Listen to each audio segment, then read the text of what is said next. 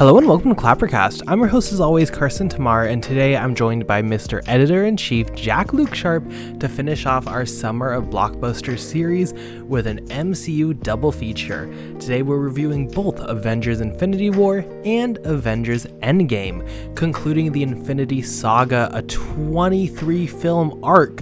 These impressive blockbusters come together to definitely create an interesting conversation today.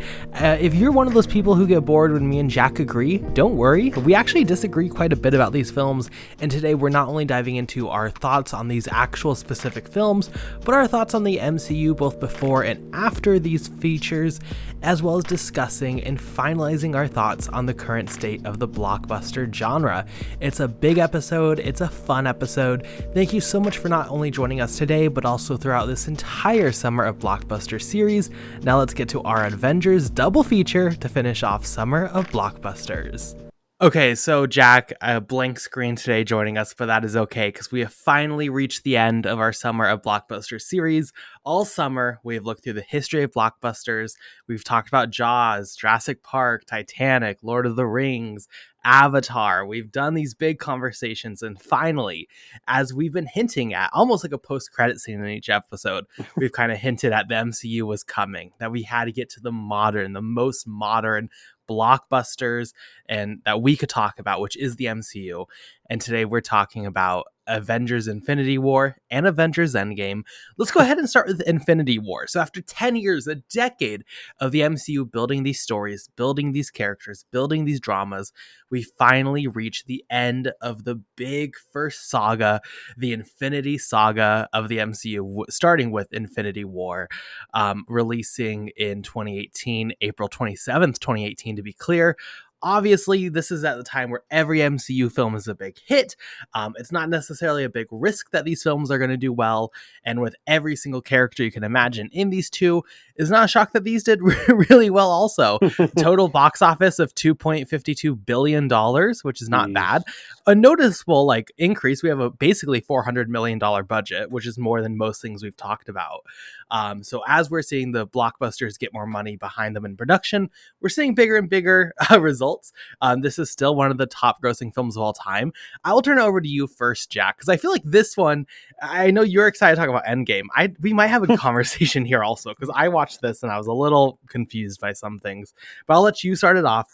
What is your relationship with Infinity War, with maybe the MCU in general? And then what are your opening thoughts on Avengers Infinity War? God, this is going to be one hell of an episode. My relationship with the MCU goes all the way back to 2008. I mean, being a film fan, knowing the Marvel Studios emblem and the logo goes probably back to Spider-Man. Sam Raimi's in 2002. Before that, maybe the X-Men, if I can remember. But there was no sort of conscious idea what Marvel were, just as a logo. And then 2008 hit, and my dad took me to watch Iron Man. I was like, oh, this is quite good, this. And I'm not ashamed to say this. It took me almost 8 to 9 years to realize there was a post-credit sequence on there. I never bothered to look. I never bothered to look on the DVD. We never stayed at the cinema. It was so new and fresh at that time that the staple of watching a post-credit sequence. I remember watching it on YouTube after the Avengers came out, actually. So that's how keen I was to get out to get out the theater. But I was quite fond of Iron Man. I remember watching. I didn't watch the Hulk, which I slightly regret now because looking back on it, it was quite fun. But I remember watching Iron Man 2, Thor, Captain America, all with my friends from school. During the 6 weeks off, you get like a summer holiday. I imagine every kid does that, I suppose. But I remember going to what there were big things like Inception came out at the same time, and then 2012 happened with the first Avengers, and I went to go watch that with my family. I think my family in Manchester, not so long after the Dark Knight Rises, which we watched as well. And then since then, I've been a fan, but one that's been at the sideline to me. I think I watched the first initial Phase 1 because that was sort of when it was like quite big. Because we'll get into it a bit later because I think it took quite an interesting point in time after the Nolan trilogy started something what essentially felt quite fresh. But I was sort of on the back burner. I remember seeing Iron Man 3, Captain America, Winter Soldier, all the way till probably about Civil War at the theatre. And then after that, I've just always gone with my sister as like an event thing. But it was always sort of like a passive thing for me after that. It was a really big thing. And after that, I've just sort of kept in contact with it. But Infinity War, I found to be quite interesting considering it's the penultimate feature for the Infinity War saga.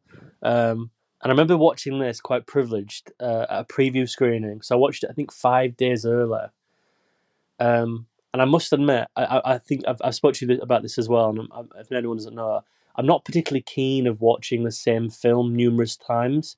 I have to watch a different version of it at least to feel, because it's just some shit to watch. I don't feel like I feel the need to watch it. Aside from doing some like this, having a really good conversation in my personal life, I don't watch the same thing multiple times. I want to see something slightly fresh with it. So alternate versions and stuff. So it's interesting watching this back because I haven't seen this since in its entirety since its release in that theatre, and I'm happy to say that I still think this really holds up. If not to like push to to crack out the stable here, but I'm quite a big fan of this. I gave this a 5-star review, and I think I'm pretty much going to defend all of that throughout this. I think this is a monumental achievement in more ways than one. And it's interesting. I know that you've been looking back at the MCU. I think you've been a lot more dedicated to me. I think you've done. Have you gone from Iron Man all the way through? You've gone like pretty much full on. Before this, Yeah. I watched Iron Man 1 and 2, and then I watched Avengers, and I watched Civil War. That's it. See, that's so strange because I did the same thing, and we've not spoke about this. I've watched the first 3 Iron Man movie, Iron Man movies, but I've watched alternate versions of them. I watched an alternate version of Incredible Hulk. I was just halfway through the first Avengers, because I have like a weird relationship with that film, but we'll get onto that later. But it was interesting to go. Just the one after watching these two, I wanted to go back to see how it's stepped up. I mean, it's difficult to where we I really want to start, but I do have a mass amount of respect for this. The house that built this is like the magnitude of them to achieve this. I mean, other people will sort of relegate it to, well, it's been done before with Godzilla and it's been done before with James Bond.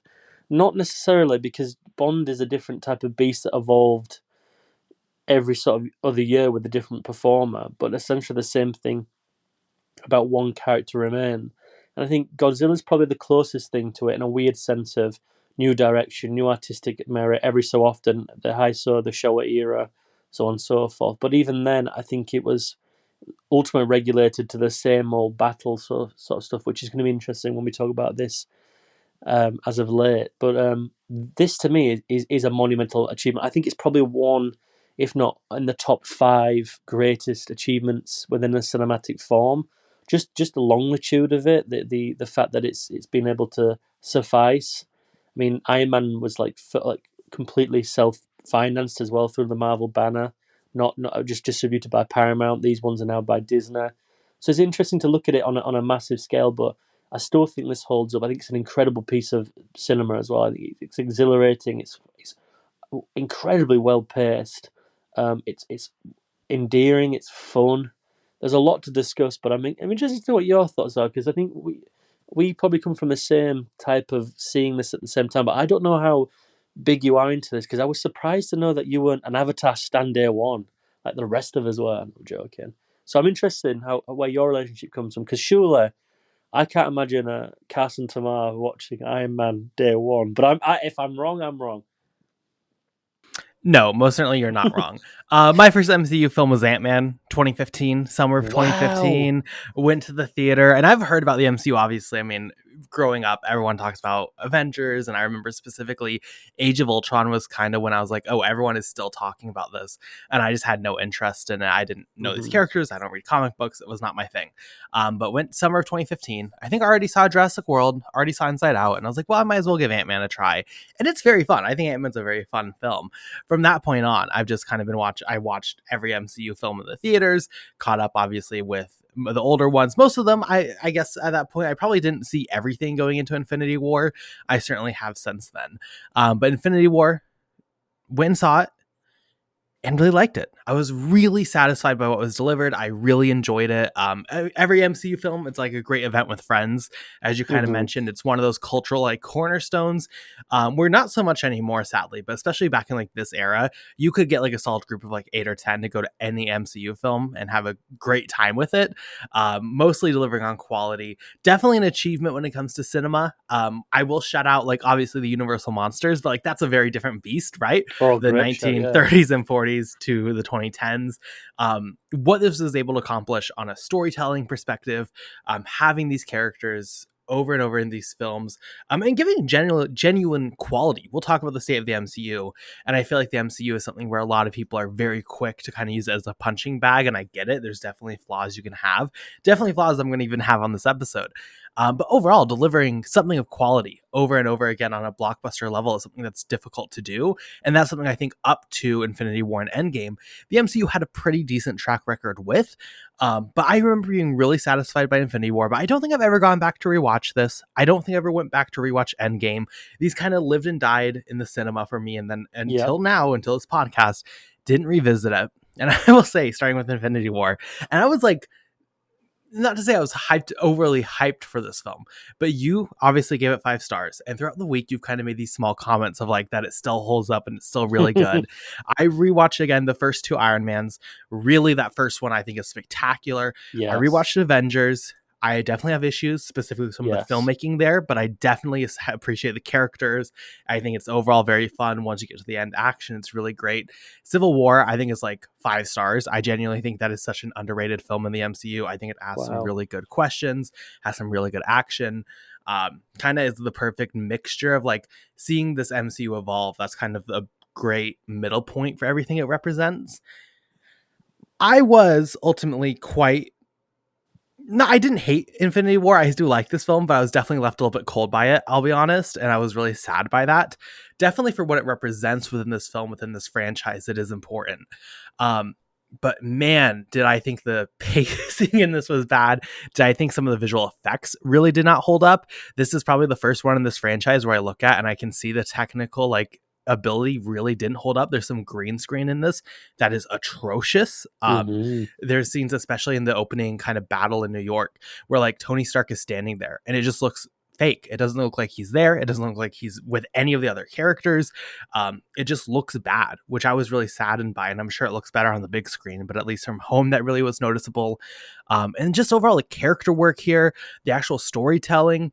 It's one of those films where like it just feels like everyone is like a almost character of themselves, just like giving a little bit of like this is the bit, right, that like Peter Quill gives with Thor, and like, oh, isn't that a comedic bit? But it doesn't really actually evolve any of the characters. I found it didn't really evolve their dynamics. It didn't feel as satisfying as like, for example, the first Avengers, where you're seeing these characters introduced and you're seeing them push against each other. Same with Civil War. Here, just everyone kind of gives a very one-dimensional thing, and then you get to the battles, and I just felt the pacing was off.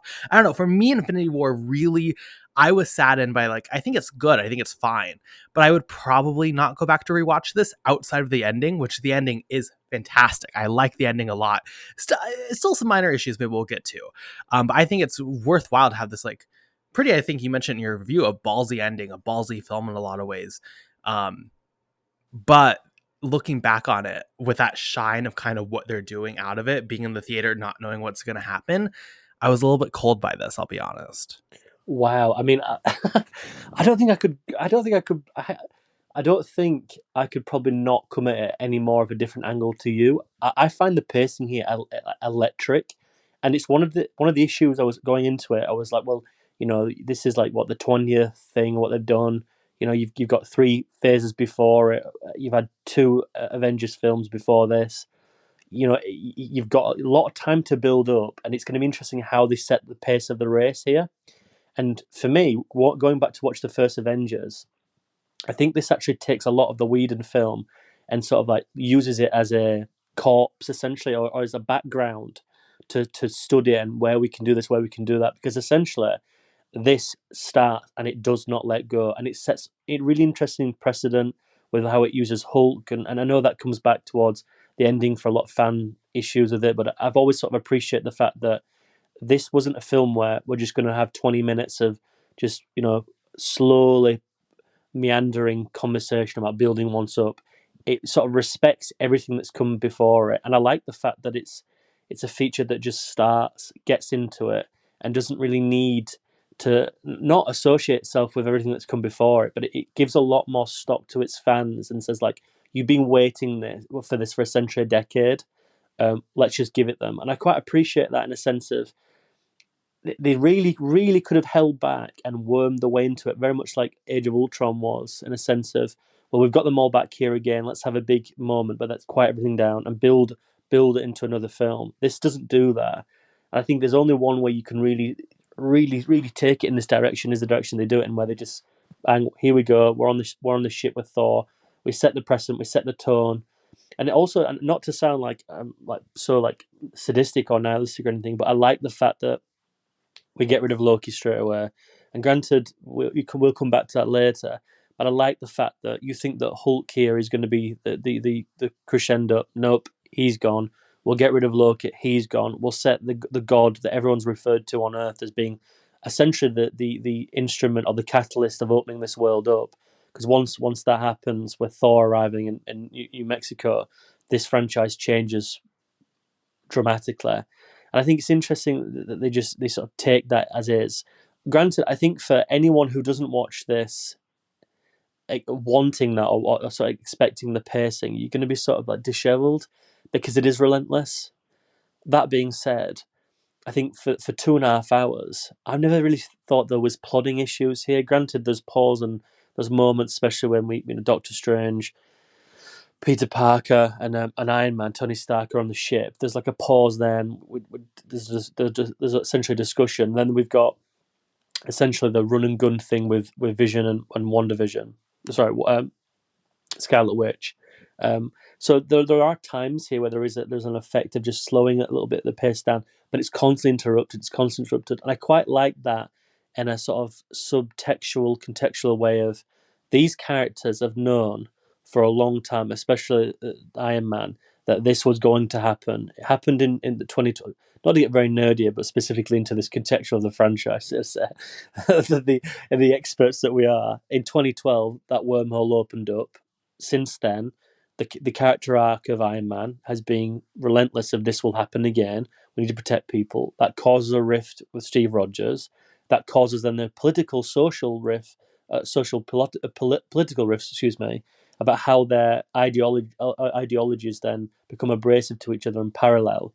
Everything has been running up to this moment about you've had a lot of time now, a lot of time to work on and try to affect that this thing is going to come, no matter what shape, no matter what size, it is going to come again. And it's all about the fragility of ego. And it's interesting that when you compare the two of them, and I'm not going to jump the gun on Endgame yet, but I find Endgame severely inferior to this. But they're both very much thematically based. This is ego, and the next one is trauma. And I quite like the balance that even though these things are outlandish in spectacle and it's all about aliens, robots. It's huge on different planets. I still find that the whole thing, the definition of these two films, it's all about the humanity. And ego in this is very interesting. I quite like the fact that throughout this film, it is plagued with people, human ego, taking the principal factor over. They think they can change things. They think that they can stop the flow of the river, and they can't. And that the justification of that is in purpose with its ending, and the brutal nature to that to decimate essentially 10 years of this all working up to it, I think is genius, because not only does it subvert the expectation of the formula, but it really does throw a curveball into proceedings of where these characters are now going to go, because essentially they then have to come together, and what sort of emotive spectacle that's going to be. We get to that, but I've always quite found the emotive core to this, all about ego, all about pride, so interesting. It's like Vision. Everybody knows that stone is wanted by Thanos. They wait till the last moment of their own ego, their own affection, the blindness of love to not have to kill Vision for this stone, which could have totally disbanded Thanos' the reign here. But it's all about that human ego. They think they can still stop this, and there's loads of it like pegged in. There's loads like like the human emotion, like of Peter Quill stopping in the moment to stop this whole plan because his affection and love for Gamora because she's dead. And remember, I don't know if you remember this, but loads of people had a massive issue with that when it first came out. I think from day one, I've always been glued to it. He's a human being. In Guardians of the Galaxy, he's the only one who has to retain that humanistic aspect to his life, his existence about Earth.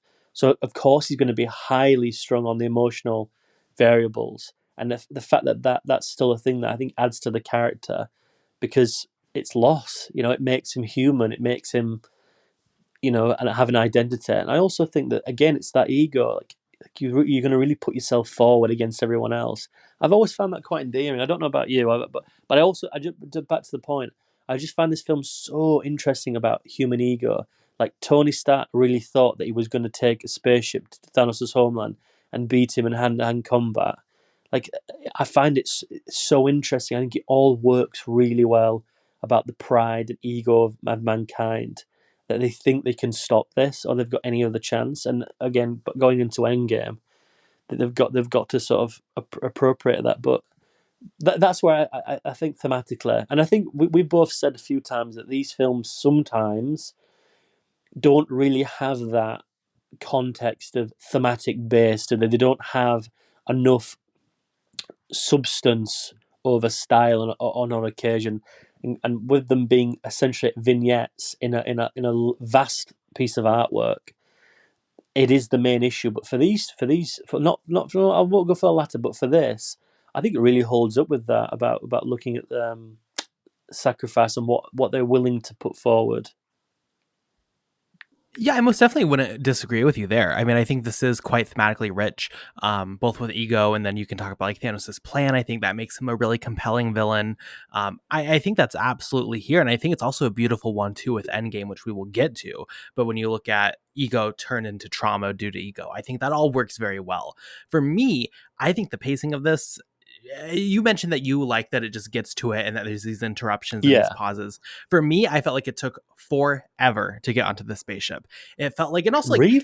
to be clear, for 10, I guess specifically like once we get onto the spaceship and then you have that entire conversation on there. But the whole drama of like, for me, it just felt so, for me, it felt very spread thin. It felt very get to the point. I'm waiting for this. Also, for like the concept of this last decade of filmmaking to be Thanos is coming, Thanos is coming, Thanos is on his way. And then Thanos just like comes to Earth right at the end, and it doesn't feel like it's like justified for me. He goes from his planet to Earth. Just even getting on the planet, for me, the pacing in this just felt so not only just spread thin, but then it's just like, okay, then we're just here at this planet, then we're just here on the spaceship. For me, it just didn't feel like a compelling build in the slightest. Also, unlike Avengers, this really struggles with having so many different perspectives, and pretty much any time, specifically with the Guardians before they meet up with everyone, I just kept like feeling taken away from the story. I don't know, for me, and maybe it's just this viewing because I don't I remember not having this issue in theaters, but I was bored out of my mind. Like, get to the point, get to the point, and then we just, once you get to that planet, it's like, well, I hear here, and then it ends. It's like, okay, yeah, for me, the pacing in this was like quite poor. But also, I think maybe that's because I just didn't find a lot of the character work. I mean, it's like, I appreciate what you're saying about ego, and I don't disagree it's here. But it's not like that ego is like new necessarily to this story. It's been explored, I think, even more worthwhile in Civil War Yeah, of and more or course. worthwhile in other entries. To where like here, it just feels like we kind of know where everyone's at as a character. We know what everyone's motivations are. You can say like with Guardians are pushed a little bit with Gamora's death. For sure, that's like a new element. But it just felt for me very underwhelming as like this is supposed to be, I want to see the next step forward. I want to see the next evolution of these characters, the next evolution of this. And for me, it just felt a little bit underwhelming on this watch in that way. It compared to Endgame, which I think, and again, not to jump the shark here, Endgame does take a step forward in some ways that I appreciate and find really intriguing. And maybe it is because I did like Avengers Civil War this to where I'm removing all the fluff in between. But it just didn't feel even like in like beyond character emotions, just like character personalities. It just felt like there was nothing here on display that we really haven't seen in some form in the MCU up to this point. And for me, that just felt frustrating for something that's supposed to be this giant moment. It didn't hook me.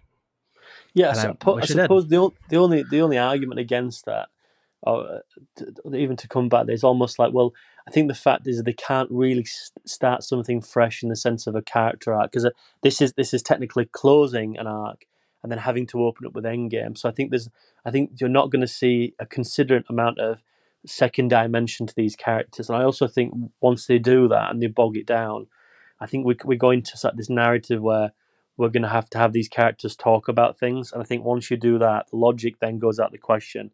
And then I think the pacing becomes even worse. I think that's probably an issue, not necessarily an issue, but that's probably a side effect of that fluff. I think the idea that these are chapters and then this is the big sort of book.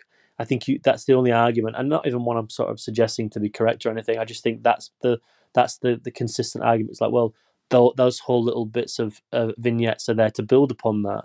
Well, that's all well and good, but I do think, like you said, if you see this fresh, you have to have you have to have some form of context into this. I think it's very difficult now in a world where to go into one of these and not sort of find the small details and stuff. Like, I think Civil War is brilliant to go into this.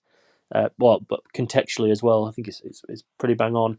But I also think if you don't watch Ant-Man, there's textures in Endgame that don't really work. I think if you don't watch Thor or at least Ragnarok, there's textures that you don't really get. It's a difficult one now because it's ultimately sewn itself so wide yet so thin. You have to feel obliged to watch all these pieces of entertainment for the jigsaw to work. That being said, I do think that the going back to the pride and the ego, I just think it's an interesting documentation of like the human psyche, as well as that these people, they've built Vision, they've built Ultron, they've built these things that have told them against the idea of what logic is more prosperous than the idea of emotion coming to contact with decisions. And you've got that being an issue with the ideology of that in Civil War. And yet here, I think it still rings through because it's a human emotion where they're not willing to sacrifice one of the team. Not that in the context that they know that's going to suffice. I mean, they don't know that's going to help people. But it's interesting that even in the last moments, like the idea of just lacking of logic goes out the window, and it's emotion. We can still beat this guy. We can still beat this guy. I find that quite endearing, just in the fact of seeing these characters in a way that they are very much human, in a sense of that they're not making the decisions in what's perhaps better for the people, but more so for not necessarily the sacrifice for not mankind or anything. I mean, but I think more so that they make ideas for the group that'll work rather than the from the masses. I think if that makes any sense, and I do like that idea with the Vision. The other thing is, the issue I get with that is that I maybe to your point is that I don't really buy into that 100%, because you've had 20 films of this. We've had so much documentation of characters like Peter Quill with his father, Ego. You're telling me that that person can't put sacrifice aside for emotion, in order to defeat this villain, and that he had to do the same thing with Margot Rooker's character. There's a lot here that's like, if you start really pinpointing things, you start to get into a point where, like, oh, this is got a few holes in it. But I think that's also down to the fact that those writers like James Gunn are not writing this. I know they've got investment in it and they'll have some form of involvement, but that's a factor. I tell you one thing, not to move on to another aspect of it. The one thing when I went into this, I remember having watched Winter Soldier, which is namely the issue going forward. There's parts in Civil War as well, but I don't think the Russo brothers are particularly well established with the camera, in the sense of the edit. And here, I think it's a lot more refined. It's a lot easier to watch. Obviously, this being watching the IMAX enhanced version of both of these on Disney Plus, the 178.1, it does help in the fact that the screen's huge and there's not much that they can. There's not like this might be quite surprising to use in a context of an MCU movie, but there's not a great degree of mise en scene here. There's just pinpoint in the middle. It's very back to basics, but in a feature that needs to sort of get to the point with the Infinity War saga, I don't really have an issue with it. I do find some of the set pieces and blocking to be quite good as well. I definitely think there's a lot here to be like. There's a lot to get into. There's a lot how it all works and how it's crafted. The composition is fine to me. That being said, it's quite easy to look at this now, and I'm not as a detriment to you or what your point was, because I think you're totally correct. But when you see a lot of the backgrounds here, they're on a set that's all CGI blue screened. The spaceship is undoubtedly one. You get to Jupiter's moon, it's just, and you get to like Wakanda, and it's all just the same shit. Like you can tell it's built in a studio. If that's for leaks or just to want to build a world in previs and then go back, perhaps that would be it. But there's a lot of occasions where I'm like, oh my god, the texture to certain things is just like you can't see any background because it's just not well adapted, or but we've just, a lot of it's just crashing down around us and there's nothing there. It's quite interesting once you break these down that there's just 6 characters in a room. A lot of it's just 6 characters, 3 or 4 characters in a room. There doesn't seem to be a great deal of exploration, I suppose, if that makes any sense. Like literally, not just like figuratively with thematics, but you're in the Santorium, then you're in the then we're getting into a room in the ship, then we're in another ship, then we're in on Jupiter, then like to me it's all just built on mass amounts of CGI, which again, looking at the IMAX in 4K, didn't really hold up in my viewing as well, I must admit. But not necessarily to a degree where I was like, oh, this is really ruining the experience. But I agree with you. It's quite staggering when you watch Avatar, which didn't really help this viewing, I felt, and to look at that was like, oh wow, these are chalk and cheese, which is quite interesting. Yeah, I mean, even comparing it to the earlier films of the MCU, I think this is the furthest at this point it's gone. Well, maybe outside of the Guardians films, which I didn't rewatch because that's all space and planets. But like, this is Hmm. the furthest they go in trying to push CGI, and it's just not there. Like, that's just the truth. Disney will quickly evolve and build, I think it's called the Volume for like The Mandalorian, and that will be their new thing moving forward. Still doesn't look great if that's what they're filming like Quantumania on. But this was giving like Quantumania vibes, and I don't remember in 2018 sitting down and thinking that. I didn't think the CGI was that terrible, but now it just like it is noticeable. I wouldn't say it's detrimental to where it ruins it, but it is definitely noticeable. Which was just weird. Not to like not to come at this for like you're giving this beautiful thesis, and it sounds like you have this just right under the matrix as far as thematic depth. I will say from a much more like not smart standpoint, I think the action is good. I'll say for whatever you want to say about the CGI, and again, I can say a lot.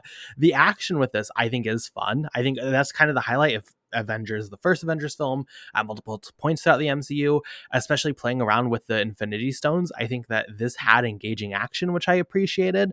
I wished it looked better, specifically the backgrounds. But I will throw out there that I think the action in this, and also because there is that emotional weight, right? You do get the ups and downs, as you mentioned, of the ego. I think like that's where it shines the best, is when it has to be characters talking to characters and engaging in dialogue is when I get bored by it, not because of the concept, but just because of the execution. And I know where these characters land. I don't think they're doing anything great, and the pacing's weird. When it gets into those actual action scenes, like Peter Quill at the end, I think that's when, for me, it felt most compelling, even just in the story of Ego, as you see these characters try and then fail to accomplish their goals. This is an ending where they don't win like normal. I thought that emotion mixed with the actual concept of how they're structuring these action scenes, what their ideas with it are, I found that to be quite compelling. From like a blockbuster standpoint, I can see why going to the theater you would have a really good time, especially with the third act on. It is fun, so that's good. Yeah, no, I agree. I think the scene blocking in the Jupiter fight is really, really, really good. And I think the like the pink orange hue, that you've got everything in the air. I think the 3D version of that would look incredible. It's very rich, very fast paced. And then when you jump back to Wakanda, it's like we've just gone from like an open greenery shrubbery to like we're just in a park. Like to me, it was like there's a lot of decisions here, specifically with um, CGI, and the Hulk, Mark Ruffalo here. Granted, like what you said about Quantumania, I remember people was like the issue with I can never remember his name, the guy who played the villain in the first Ant-Man, who's in the like I can't never remember his name. Really good actor. He's in Rebel Moon as well, but he's bald. He has like the computer screen on him. I remember people like highlighting. I was like, oh my god, this is atrocious. And to me, it was like, oh, it's like that's just comic book here. Like that's not a detriment for me to the film. I think if people are highlighting that to be like, oh my god, this is such a difficult experience because what? Because it's a strange comic book type of iconography. But then this might be like a bit of a contradiction. I can leave that, but then when Ebony Maw is like going through New York, through chasing through Peter Parker, or if it's Doctor Strange, like he's traveling on like rubbish or brick and stuff like that, which is going through the ground. And I looked at it, I was like, ooh, yeah. Even that, there's decisions here that just aesthetically don't really work. And I think, like you said about the spaceship designs inside, or specifically on the Ebony Maw spaceship when they're going through Doctor Strange, it's like when you look at something like Prometheus, or you look at something like Alien, or you just look at something that's got very dark interior, there's still a texture there. Nothing exists in there that feels real. And because of that, I think on occasion here, it does become difficult to experience emotion because a lot of it doesn't feel like we're stepping in real places, which is interesting when you get to the finale of Endgame, because I think it's the complete opposite, one of the positives in the latter. But here, you don't really get a texture bar that piece in on Jupiter's moon, because every time we're back in Wakanda, we're just like, there's a tree there, and there's like just grass, like we're in a park. It just feels very much regulated to, we'll do this very cheap because we can't do anything else. And I think it's interesting looking back at the first Avengers, because watching that partly today, all the CGI there holds up quite well. It feels integrated very well, and that's what 6 years before, essentially 7 years in production wise anyway. But you've got loads of it that sort of integrates a lot of the work. They granted there's issues there with how that CGI is implemented because of the time, but it didn't feel that the budget was condensed at all. Whereas $400 million for this, not quite sure that where you could put this on a demo reel and see isn't this amazing? Like Way of Water looks incredible compared to this, incredible. So yeah, and We especially if got these him, can come boys. back. He's a Navi. He's a Navi supporter now. We No, got but him. seriously, like when you look at these back to back, there's no real excuse for that. I feel like, let people take gross so that you're going to make $1 billion on it, but you're not going to pay astronomical amounts of money for these people on their own contracts anyway. So I'm sort of like slightly shocked to this day where that money's gone, but there's a lot here I really like, especially I think that one thing where this has to work, and I mean it has to work, and we've discussed this in Alien Romulus, we discussed slightly in Rogue One, but we also discussed this throughout this franchise as well about not the franchise, but this series of Blockbuster. The CGI is a notable conception throughout these features about how it's progressed and how people use it. If the work of Thanos here doesn't sort of climatize or look in any way in a reality, this film fails. And I must say, I think it looks incredible still now.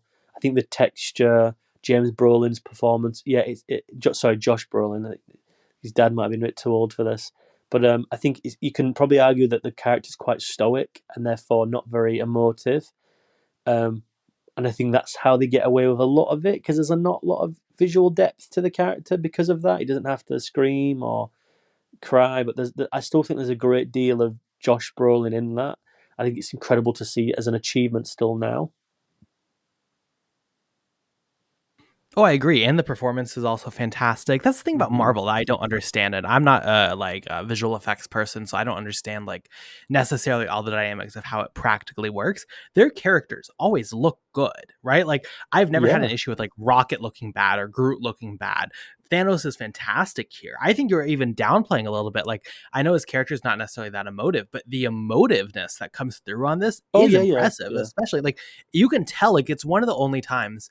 Um, and you can obviously point to like Planet of the Apes and other examples, but a lot of the time where it's like a CGI character and just someone's playing them, I don't feel like I get like a performance from them. I think I get a performance from Brolin here, which is really impressive. I don't understand how that looks good, and then the world's like even just like a New York backdrop looks like shit. And the weird thing about the MCU, and not to get too deep into this, and I know we've kind of already said this, and not to jump forward because we're going to talk at the end about our current thoughts of the MCU, is it's like Yeah. it's not getting better, it's not getting better with most films. There's a few examples here and there that work, but like we still are talking about with these new releases of MCU that we thank God don't really cover on the podcast, where like most of them look bad. Most of them look like shit in the same ways that Infinity War looks bad. And I'm willing to give Infinity War somewhat of a pass because it's 2018, almost a decade after Avatar release. So like I don't know how much of a pass you really want to give Yes. it, but like how is it not getting better? It's not just like, oh, here they had the limitations and then they got money so they could do it better in the future. Just on this summer blockbusters alone, look at what we talked about, like Lord of the Rings and how great that looks. Look at every single entry on Hmm. building these wonderful worlds that have iconography. What is the iconography that has stayed in like the cultural conscious or even in like your personal mind from Infinity War, as far as locations, as far as sets, as far as worlds, as far as visuals? There really aren't many. I think probably the snapping away, but I think that's due to more of the emotional impact than well, I guess they Yep. do an interesting visual choice with it. So I'll actually give them that also.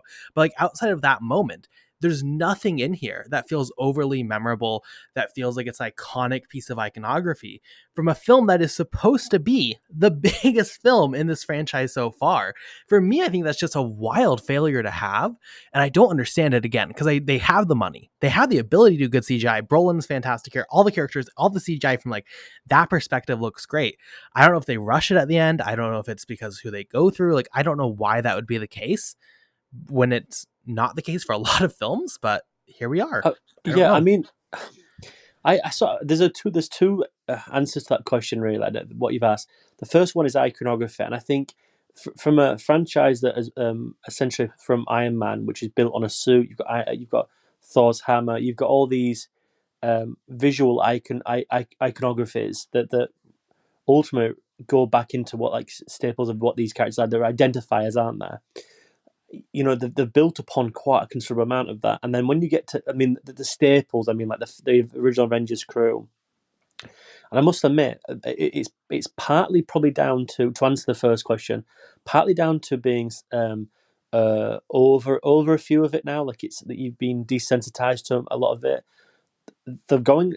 This is going to sound really patronizing, but I think for a lot of these characters now, the second, third, barrel scrapers, like depending on how they achieve it, because whoever thought about Iron Man, if you told someone in 2006 we're going to make an Ant-Man movie, like they'd be like, what?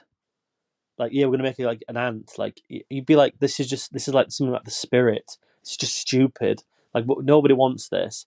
And I think now, like Polka Dot Man and Suicide Squad is a perfect example of like, if you told someone that in 2004, they'd be like, that's just stupid. We don't want that. We want the big hitters like Wolverine. Now I think there's such an interesting aspect that they can bring these third, fourth barrel characters out, but because they're like the iconography is just not in any way immersive or part like outlandish or simplistic, because they've got to sell comics, they've got to be in these third, fourth rate comic books or support characters, usually villains.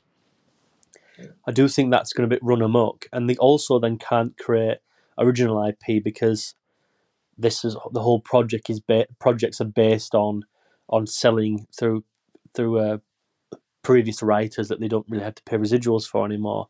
So I think when you get to like the Eternals, not to shit on that film because we're both stands of that, let's just RIP. But I think when you come to something like that, you've got major issues because how do you sell the iconography of those characters that all essentially wear the same things? They've all got different identities, but they wear the same things.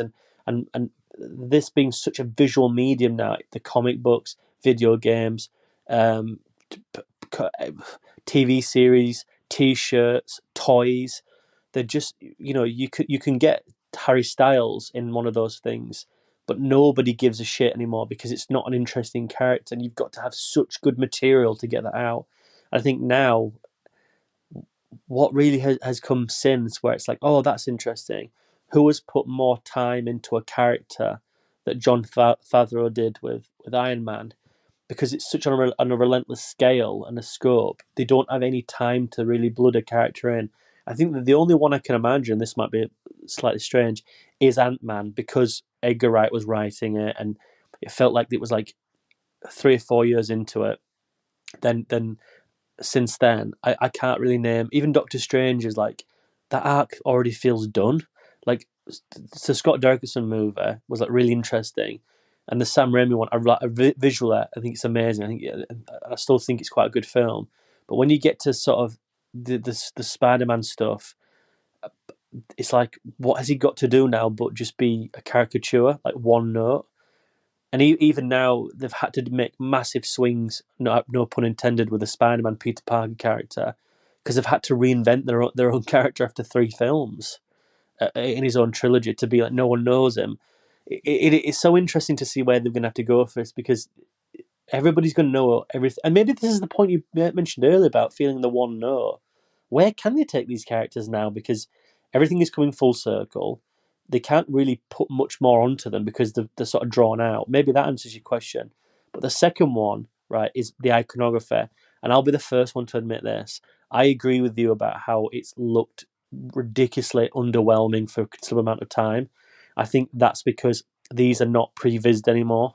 I think the render is the last thing to do, because they're constantly changing the minds of how they want it to look, because there's so much money. We need to make sure that we can see this character, that he's got to have a moment because of the contracts. I think there's so much ego involved now with performers. You know, you've got to have everything signed off. Will this make this character look bad? And then does the actor look bad? Can he be punched in the face this angle, that angle? Because we want, you know, I think it really is that egotistical, especially with the Hobbs and Shaw debacle a few years ago, where we're like, oh, they can only take so many punches. I do think that's somewhat of a reality here. But I also think it's just everything's rushed. It's once a year. It used to be once a year. It was one in '08, two technically in '08. Then it was 2010. Then it was two in 2011. Then we went to the Avengers. Then it was 13. Then we had at least 2 a year. Now we're getting almost 3 projects a year and 2 TV shows. Then you've got the spin-off TV shows like What If. It's so big now that I don't think they can keep up. I don't think they have the vision in order to make everything look distinctive. And I also think they don't have the time. But that also goes into the state of modern blockbuster as well. Well, they killed Vision about 3 years ago, so that makes sense. No, I agree completely. And we'll get to it. And like, in some ways, I think they kind of have to look at, and again, not to like jump into like the full MCU conversation, but like in some ways, I feel like they have to kind of be, and this is going to sound very weird out of context, but I'm grateful for the Jonathan Major situation, because I think already we were building for years like this storytelling perspective was like a mess. Their storytelling directive was a mess. They had no direction. They had no clue what they were doing. It spread out. The fact that you mentioned like they have to reinvent Spider-Man, that's a conversation from like what, 4 years ago at this point, 3 years ago, with no development, no updates, nothing from a like consumer perspective on that story continuing. Now whatever they do to get through the next Avenger films, they can say, well, it was a mess because we had to change our entire plan. Our plan was going to be really good, but now it's messy. They have like an excuse at least. Since Endgame, and we'll get to Endgame in a minute, everyone. I just feel like the storytelling has been a mess, where if you look at the first saga, there were definitely highs and lows, right? But I think overall it does thematically come together to what you're saying, to tell a story from Iron Man to Endgame. And everything in there is a thematic climb. There are these points of logics. Things add up and pay off. Watching Civil War and seeing the issues, watching Avengers and watching, if I were to watch Age of Ultron, and seeing the conflict from that pay off into Civil War, which then builds and pays off into Infinity War. There's a reward. There's something there that as a consumer, I have a faith that I should continue to watch these. I should come back every single year to the 1, 2, or 3 films, because there's going to be a next step in the chapter. That is what happened with modern MCU, is it just died. It just stopped as far as having a momentum or building things together. There are things from 2020. We're now in 2024, 4 years ago, that we're waiting for the next bit on, much less. And now it's massive the amount of content you have to keep up with. You have to watch a show every single week. Granted, they're slowing down, partly because I think they have to and they realized it wasn't working. But with the trajectory they were on, you had to watch like a show every single week. You had to go to 3 movies a year, and it was just never coming together or taking a step forward. And like the next Avengers films, it became like, oh, it's in 4 years to 3 years to 2 years. And it was like, well, what is going to be happening to where all these stories are going to like, what is this going to actually be? As a consumer, it feels like you lost faith that you should go watch 3 hours of Eternals because it's never going to matter again. It's not going to be mentioned for years. The content itself is bad. It's not good like the original MCU saga, most of it. Granted, Eternals 2 tragically got canceled this week or last week. So like, I know we're struggling because of that, but Oh, don't bring it why up. I'll tear should, up. I know, why should a consumer continue watch this? It just feels like I don't know what happened exactly behind Well, the scenes, but it became such a mess so quickly. there's two school of thought. So the first one is the classic motif of they'll dangle the carrot. So what essentially they do, and this is not to patronise anyone here. I hope this doesn't come across condescending or anything, but essentially what they do is that they and I think Star Wars fell into this trap, the sequel trilogy, and severely felt the issues of it. This goes one of two ways with the dangling the carrot. Ultimately, what it is that you dangle the carrot in front of somebody, and they can see it, but they can't touch it and they can't grab it, but they know it's there. But eventually, they'll be able to get hold of it. They never really can, but it's there. You know, come on, come on. You throw them across the room and you go traveling with them. They're always behind you. They're always because they know essentially the human instinct is that I want that carrot, right? With a very silly and metaphor, but stay with me. The problem with that is that it splits a fan base because the day-to-day people are going to be like, okay, and then whenever it turns back up in 6 years' time, they'll be like, okay, that's sequels. Oh, okay, and they go back to normal life and they go watch everything else. It really isn't a problem to those people because they don't see this as being as rich and as expansive as other people do. Okay, that's probably the average viewer. That's probably like I think without stating for you, I think that's probably me and you now. Whereas I'm like, okay, like that'll be fun if they ever do that. Like, but I'll just go watch something else. Like, there's so much within, and we'll get back to the other point where there's so much within this franchise again that doesn't really hold up. The other issue, though, the showing of the foot there is that there's the other people, Carson, who are grifters, and there's other people who are dedicated, who want that carrot, and they'll look after the next 4 years of Peter Parker being in New York on his own at MIT, and nobody knows he's Spider-Man, and they will make such a personal investment into wanting to find out that is. So every modicum and slice and slither of each of these films that perhaps reference that, they're there for a possible inclination of just having information. And that also spreads down into people who write about this stuff, who dedicate a lot of their lives to review, which is I've no issue with. But I think a lot of it comes down to a grifting aspect of, like, have you heard this rumor, this theory? It comes down to the dregs of film criticism or just film viewership, where they then dedicate themselves into other people, and it becomes this like really weird circus of, like, did you read issue 65 of 147 of 968 of the Spider-Man comic? Because there's like Doctor Strange was mentioned. It goes to that indulgement of specific excuse me, of specifics, I'll say, which I think is not very healthy, and B, it's quite difficult then, because the problem is if you don't give people what you've promised or suggested and gone a different angle, people reject it. And they've done that a few times within this franchise, and it's starting to happen more and more. Where at one point they were like, Chris Hemsworth is our Thor, and that's not going to change. Now it would be different if they'd be like the guy from Men in Black, Ghostbusters. No, no, no, he was in that feminist thing. No, no, no. There's like this form of rejection, and I think that's what happened partly to Eternals, and because it was boring. Sorry, that shouldn't have come out so venomous then. But I do think a part of we've got to a point now where, and it happened to Star Wars in that you said that she was going to be someone special, and now she's no one.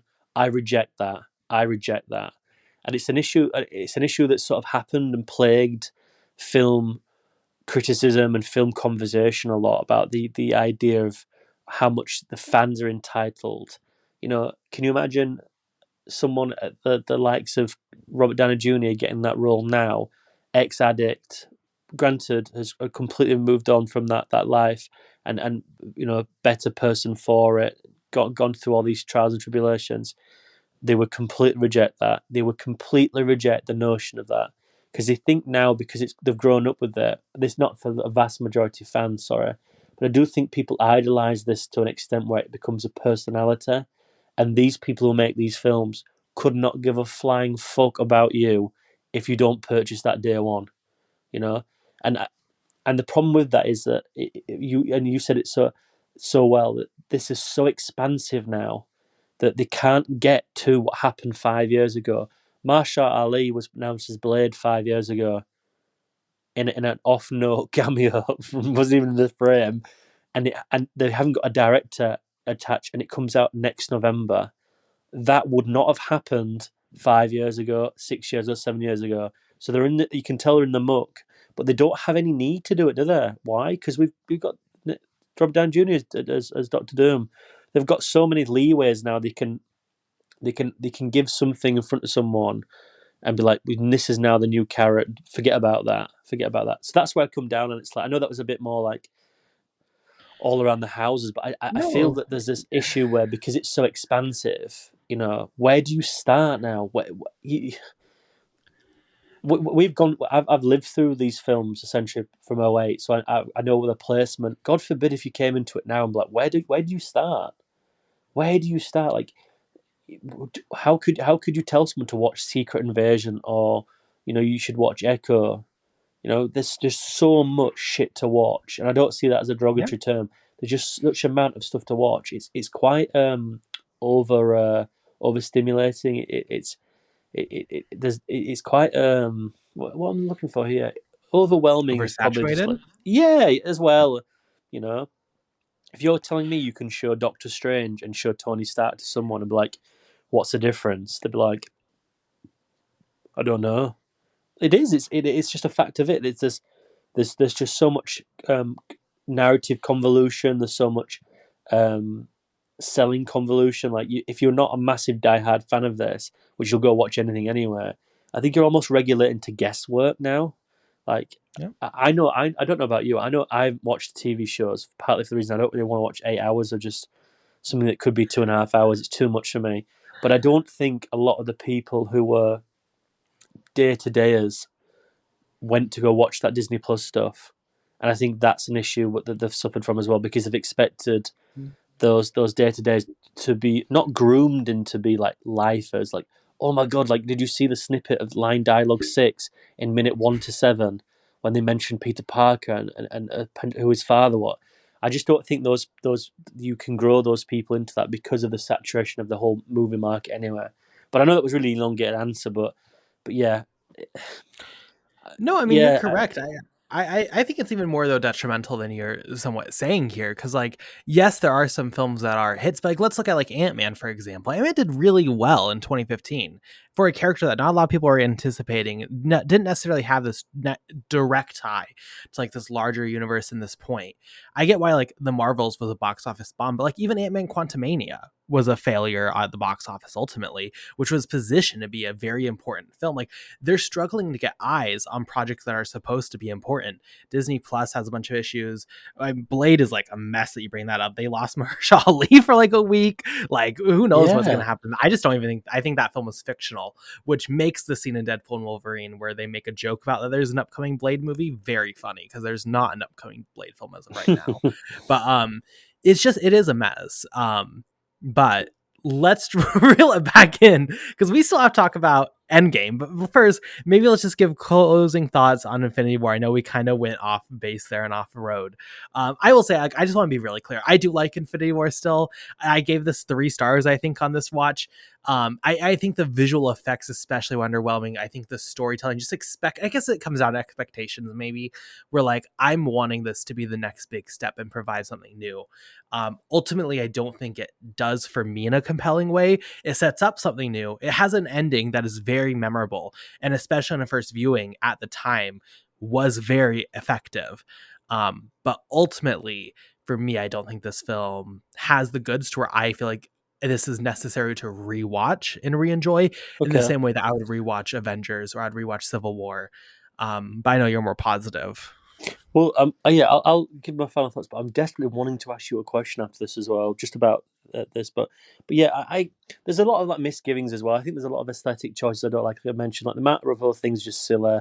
With the CGI places, I don't like the textures, I don't like the backgrounds. When he's thrown into the cave or the rock, looks horrific.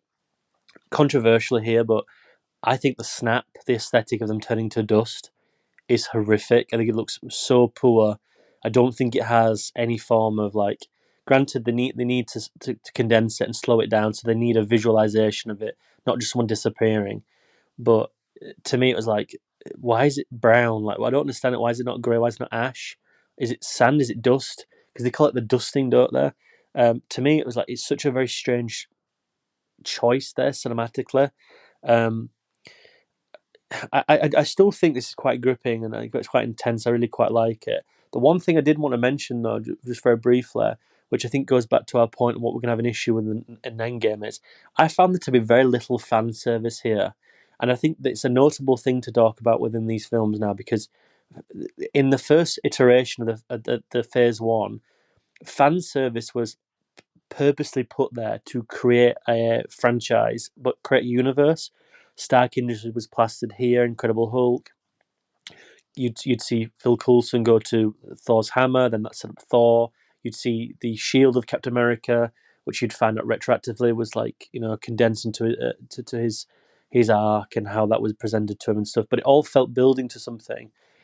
As of late, it just feels like, all right, that's someone randomly there. Like, okay, like it feels detrimental to the fact like fan service was building up a franchise, building towards something. I don't mind little nibbits of gold here and there, but they've started to either really thoroughly go through fan service with the likes of Garfield and Tobey Maguire, which I don't mind at all.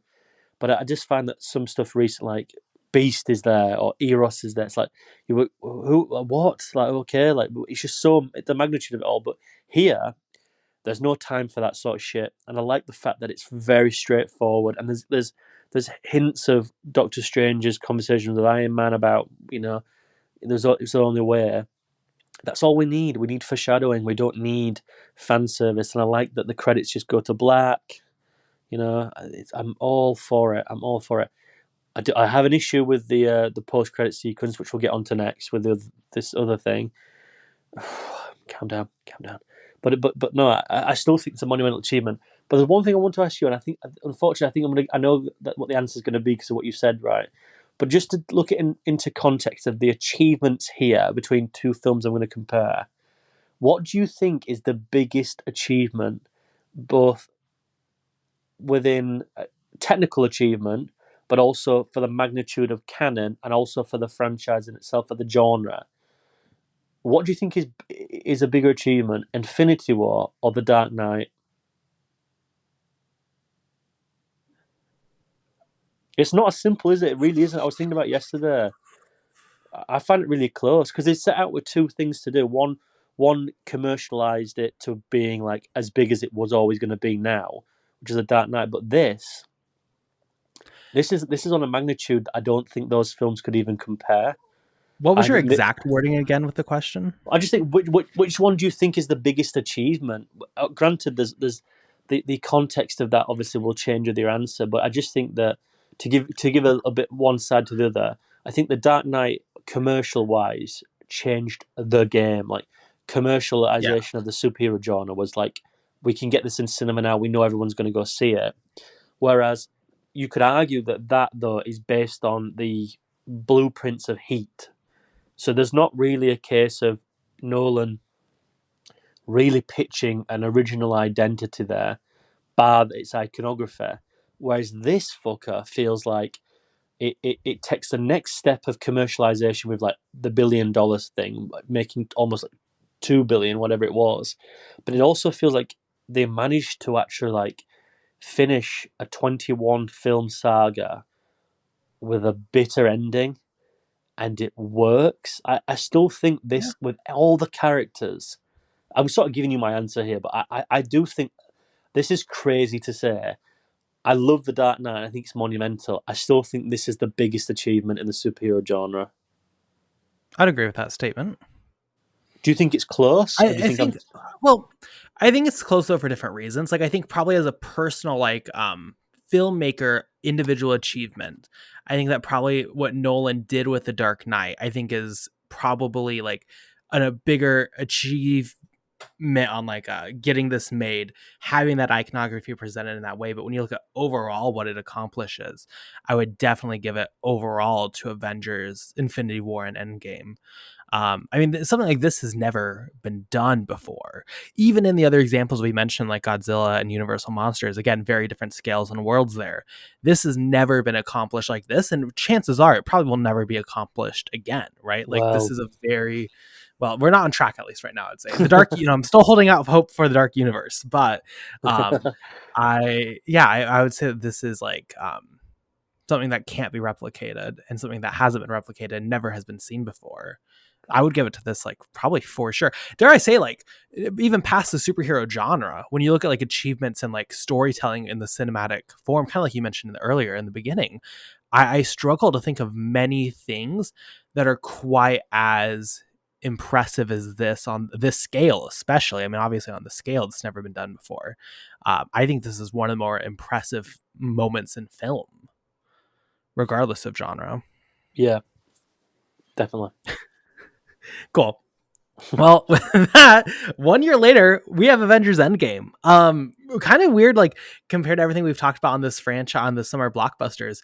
It's like this is not one where like, oh, you had one film and then okay, we're gonna go to the well and make it again. Like this is being made. This was made while Infinity War was being released. Quite a big deal, obviously. Defeated Avatar be the number one grossing film in the world. Has grossed $2.799 billion, almost $3 billion. Avatar did retake it. Navi heads, don't worry. With the re-release, and if you recommend, if you've not already, check out our Avatar episode. We reviewed both the Avatar films, but Endgame came out, and I will start because I worked at a theater during this time, and I Jeez. like cannot describe how insane it was. For literally a week, we were open 24 hours for a week with showings, sold out showings, like 5 days into release at like 3 a.m. people are showing up. Our popcorn machines burned out because they were not supposed to be on for 24 hours straight. The floor of the concessions area, I've never seen like have like a layer of things that have dropped like kernels and stuff, just because there was no time to clean. It was consistently busy. Definitely do not recommend this. Being a like student in like high school, was working until like 4 a.m. doing stuff. Like it was the most insane time I've ever seen at a theater. Unlike anything else. And I will say, also, this was opening weekend for our 40X theater. We built a 40X theater. Like this was our opening weekend. I'm not kidding. Thursday, the first showing ever in 40X at this theater, someone spills nacho cheese over an entire row of it because they didn't realize it was going to be shaking so badly. So the nacho cheese from their nachos flew out, and we had to close the theater for a day and clean it, which was really fun. But Endgame, talking about the film itself, this is gonna be an interesting conversation because I think on this rewatch I preferred Endgame to Infinity War in Wow, some ways. we're gonna have a big argument here. No, I know we are. Here's what I'll say: I also have issues with this film. Unshockingly, I think the visuals are all around probably better, but still there's some visual issues. I think there's this weird consistent issue here where conflicts presented throughout the narrative get resolved in really unsatisfying ways. The Captain Marvel thing, I'm sure we'll talk about, as you kind of mentioned. She just kind of shows up, and that is an odd placement for a character, an odd way to do it. Even with like Hulk is trying to get the stone, and it's not because Hulk does anything, it's just because you mentioned Doctor Strange. Like continually there are these examples where a piece of conflict gets resolved in this just like really unsatisfying way. But when you come to emotions, when it comes to building an emotional climax for these characters, because this is the end of multiple big characters in the MCU, I have to say the emotional impact worked for me on pretty much every single one of them. This has what I wanted, which is this next step forward. This is, yes, it's starting the story of what's to come. This is also closing the story of what has already happened. And I think for me on that level, this works. Is it too long? Undoubtedly. Is it paced weird at times? Yes. Is that some of the narrative choices very odd? Yes. Don't really know if we need Thor to just be fat, but you know what? They do it.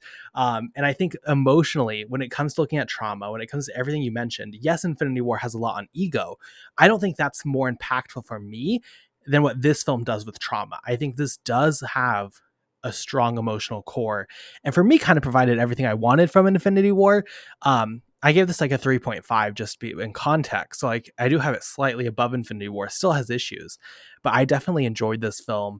And it held up. For me, I'd rewatch Endgame over Infinity War, but clearly you have other opinions. So I'm gonna have to be very careful how I open this. So I'm just gonna I'm deadly serious about this as well. I'm just going to preface this by saying that this is my opinion. Okay, I don't hold that judgment against anybody else. If anyone likes this film or anyone adores this or this is your favorite film, more power to you. I hate this film. This is the second time I've ever rewatched this purposely. I remember going to a screening an invite about this, and they were showing Infinity War and this back to back, and I just couldn't sit there for 6.5 hours. So I was like, I'll go watch it midnight screening. Left the theater 3.5 hours later, and we're just puzzled. Now that puzzled to me is like, for me personally, was creative bankruptcy in this film. Purposely avoided this franchise since then in a way of just like, I'll watch that, I'll just watch that, I'll watch a Black Panther Wakanda, like a Wakanda Forever, sorry, like 4 months afterwards. This really burnt me out to the fact I was so disgruntled walking away from this. And I'm not talking about like I was a Last Jedi hater about, oh my god, like they've made character decisions here. Like there's strictly filmmaking, conventional cinematic issues in this film that I don't think this film can suffice from. It cannot get to the surface when it's drowning in water. After watching it the other night, back to back, I think I actually hate this film.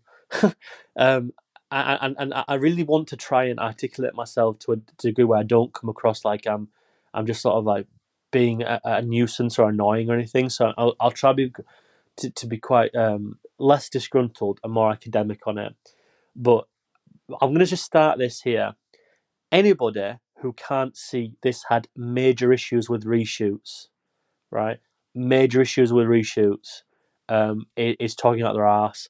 Why, 5 years later, Scarlett Johansson's character has still got blonde hair dye at the bottom of her tips, to me, is an indication where they have seriously not gotten any idea of where to position these sequences. For me, the 5 years later is an afterthought.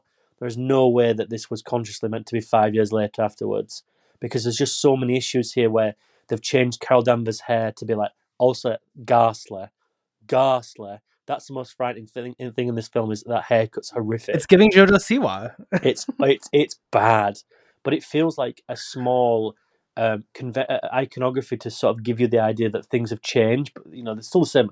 We've had a time span, but how can you explain that with the Natasha Romanoff thing? Granted, there'll be some like, well, she just kept the tips in to remember that at the time when no. If we're going to get seriously into trauma, I've got other major issues about this film. But structurally, this to me is all off. The prologue, right, to me is absolutely inconsequential, and it's interesting because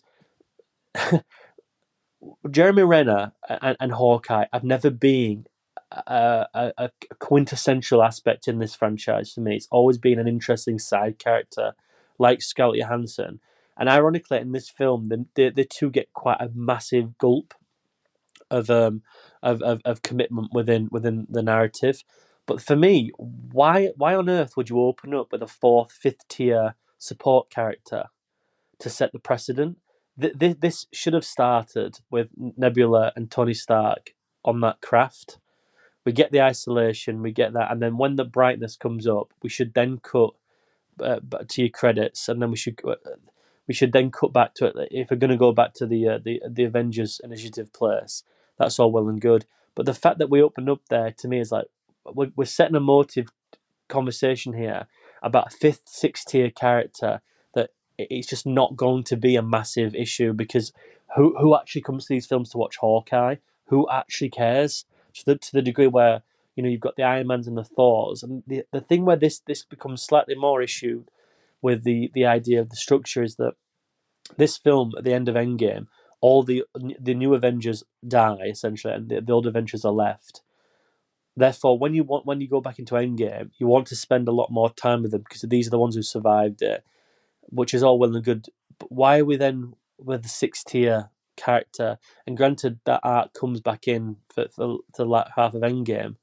But for me, would it not be so much more empowering to find Hawkeye in Japan, which coincidentally, Scarlett Johansson's character is just watching him murder innocent people, or at least people who don't need to die?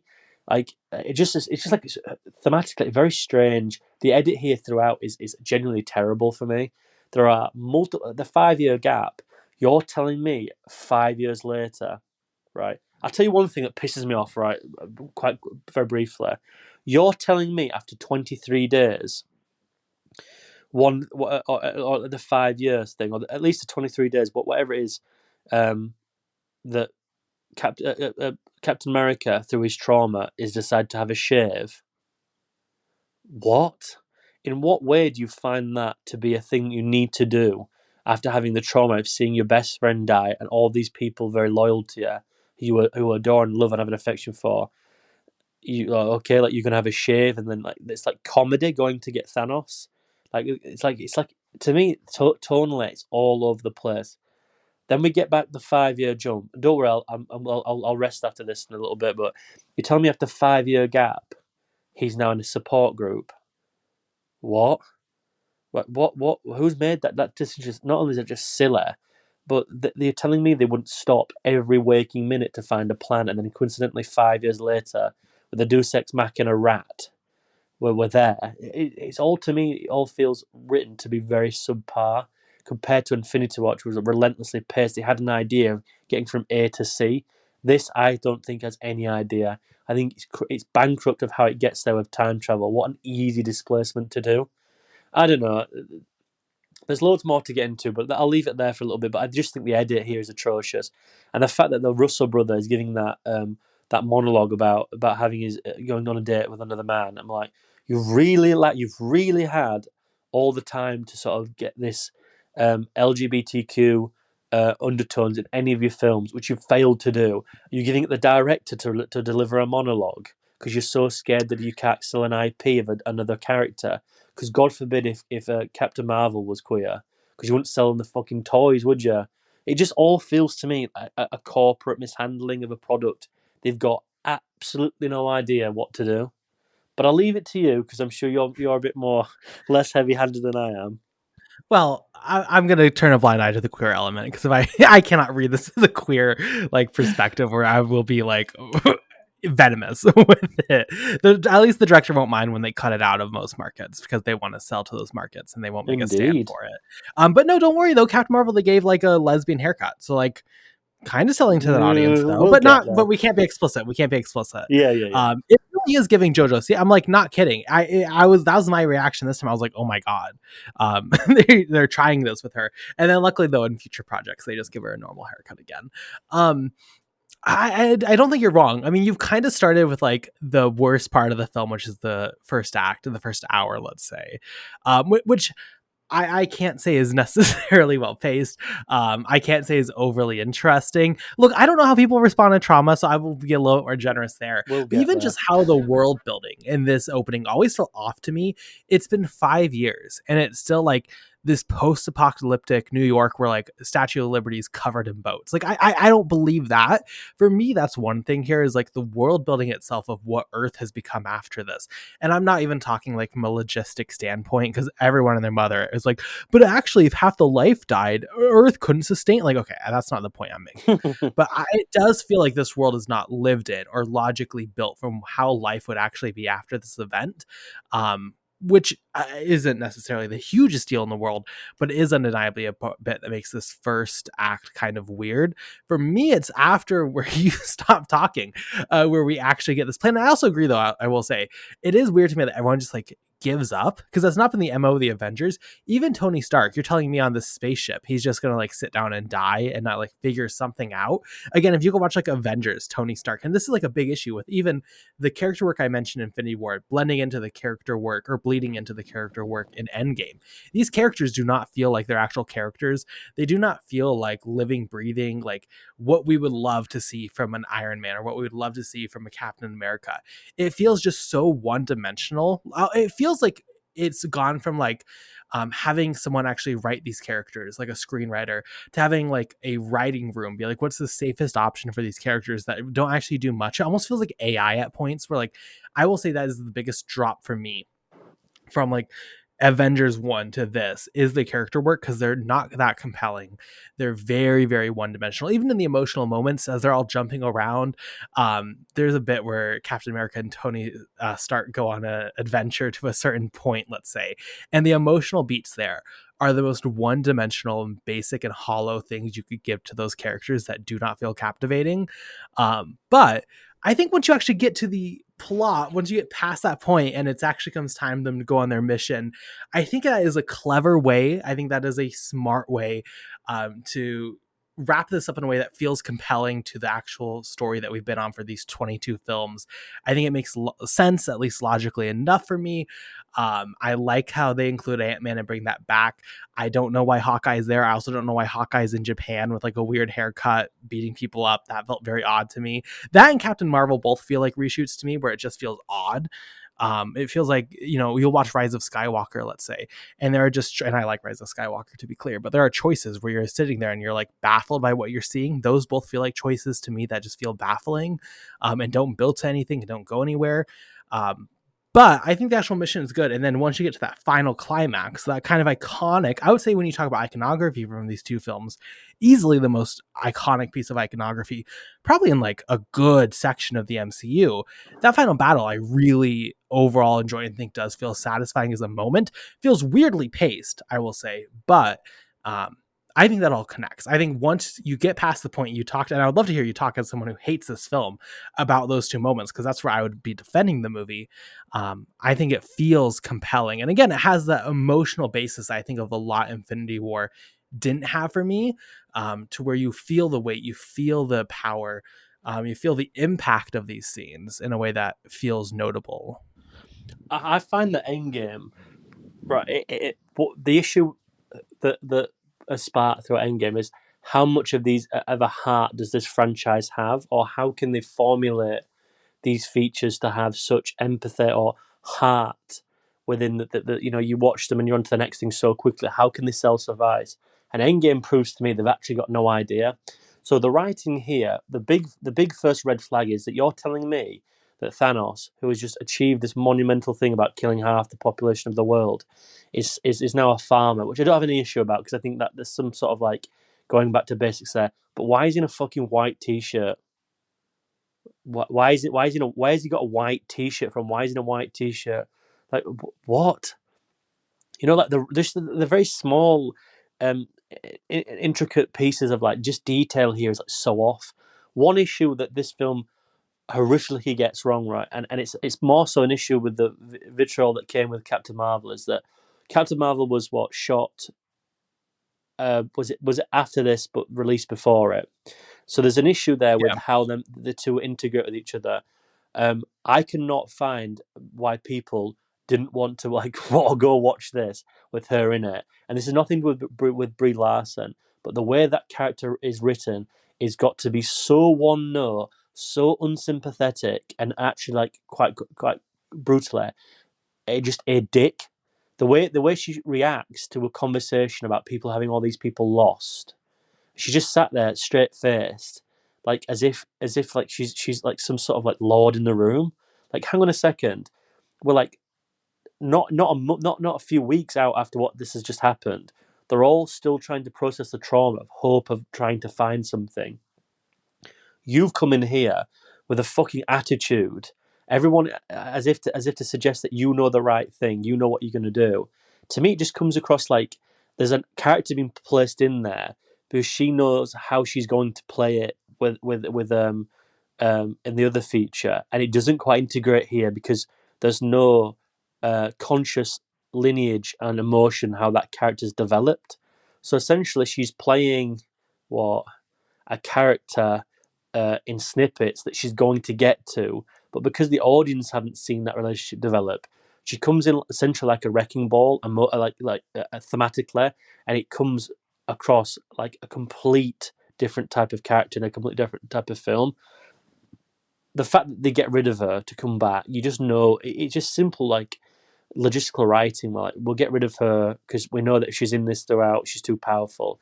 To me, that just lowers the expectation. Ultimately, increases the predictability of everything, which goes against what Infinity War works so well. So again, like There's a complete dissonance here.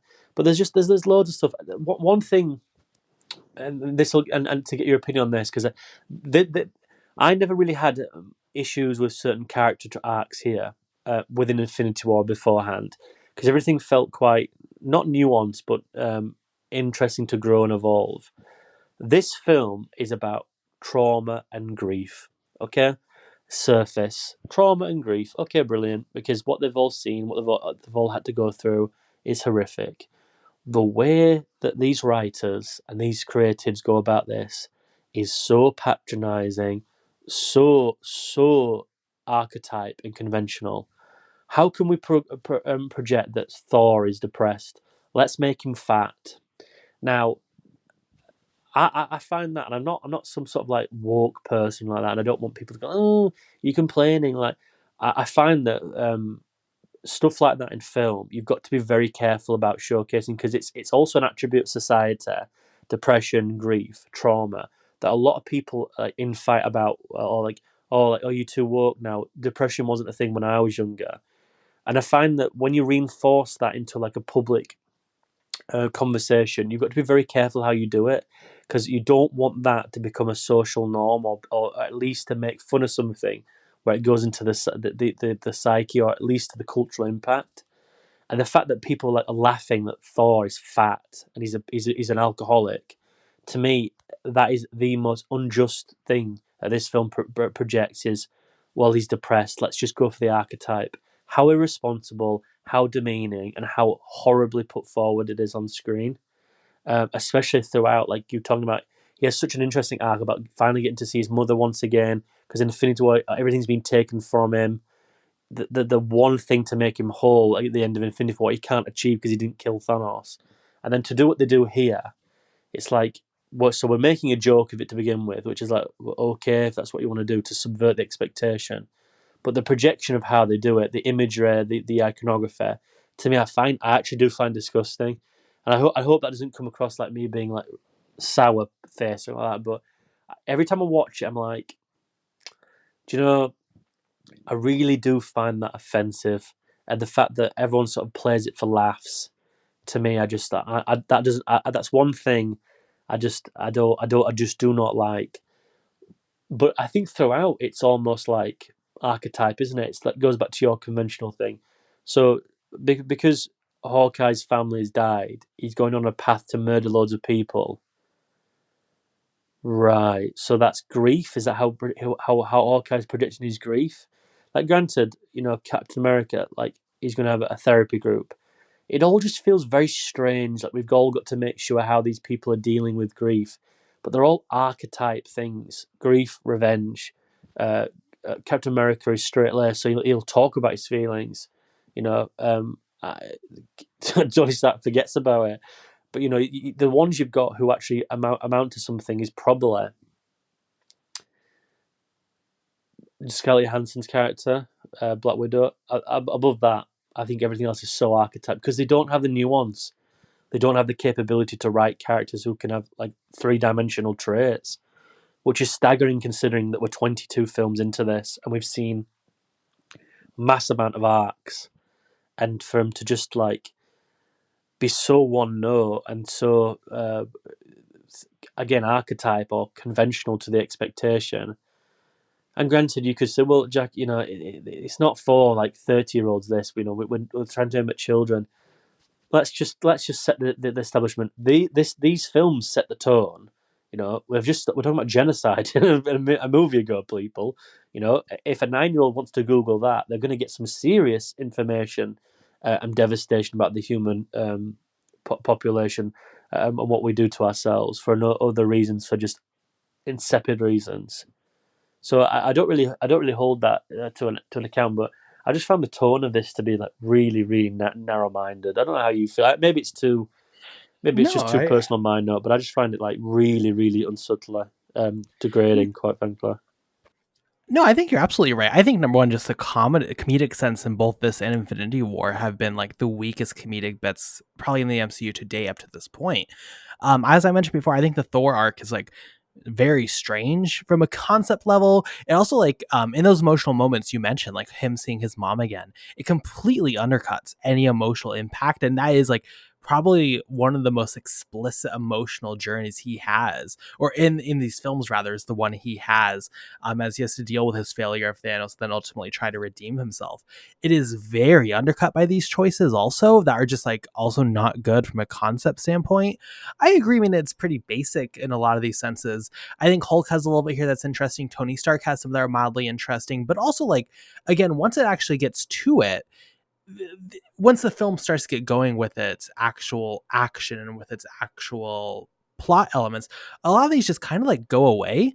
Yeah. It feels weird how overnight, like even when they first decide like, okay, we can do time travel, it's really weird that after 5 years, just like Tony Stark just does it in an afternoon and it's like, yeah, okay, actually now we can do it. Like that's what I'm talking about. Where like the payoff in this film throughout of all these moments, all these conflicts, just feels really strange to me. Where it doesn't feel like these characters are actually going through hardship or actually trying to push themselves to accomplish these goals. It just kind of all falls in their laps. The one is when Black Widow and Hawkeye go together to the planet to get the stone.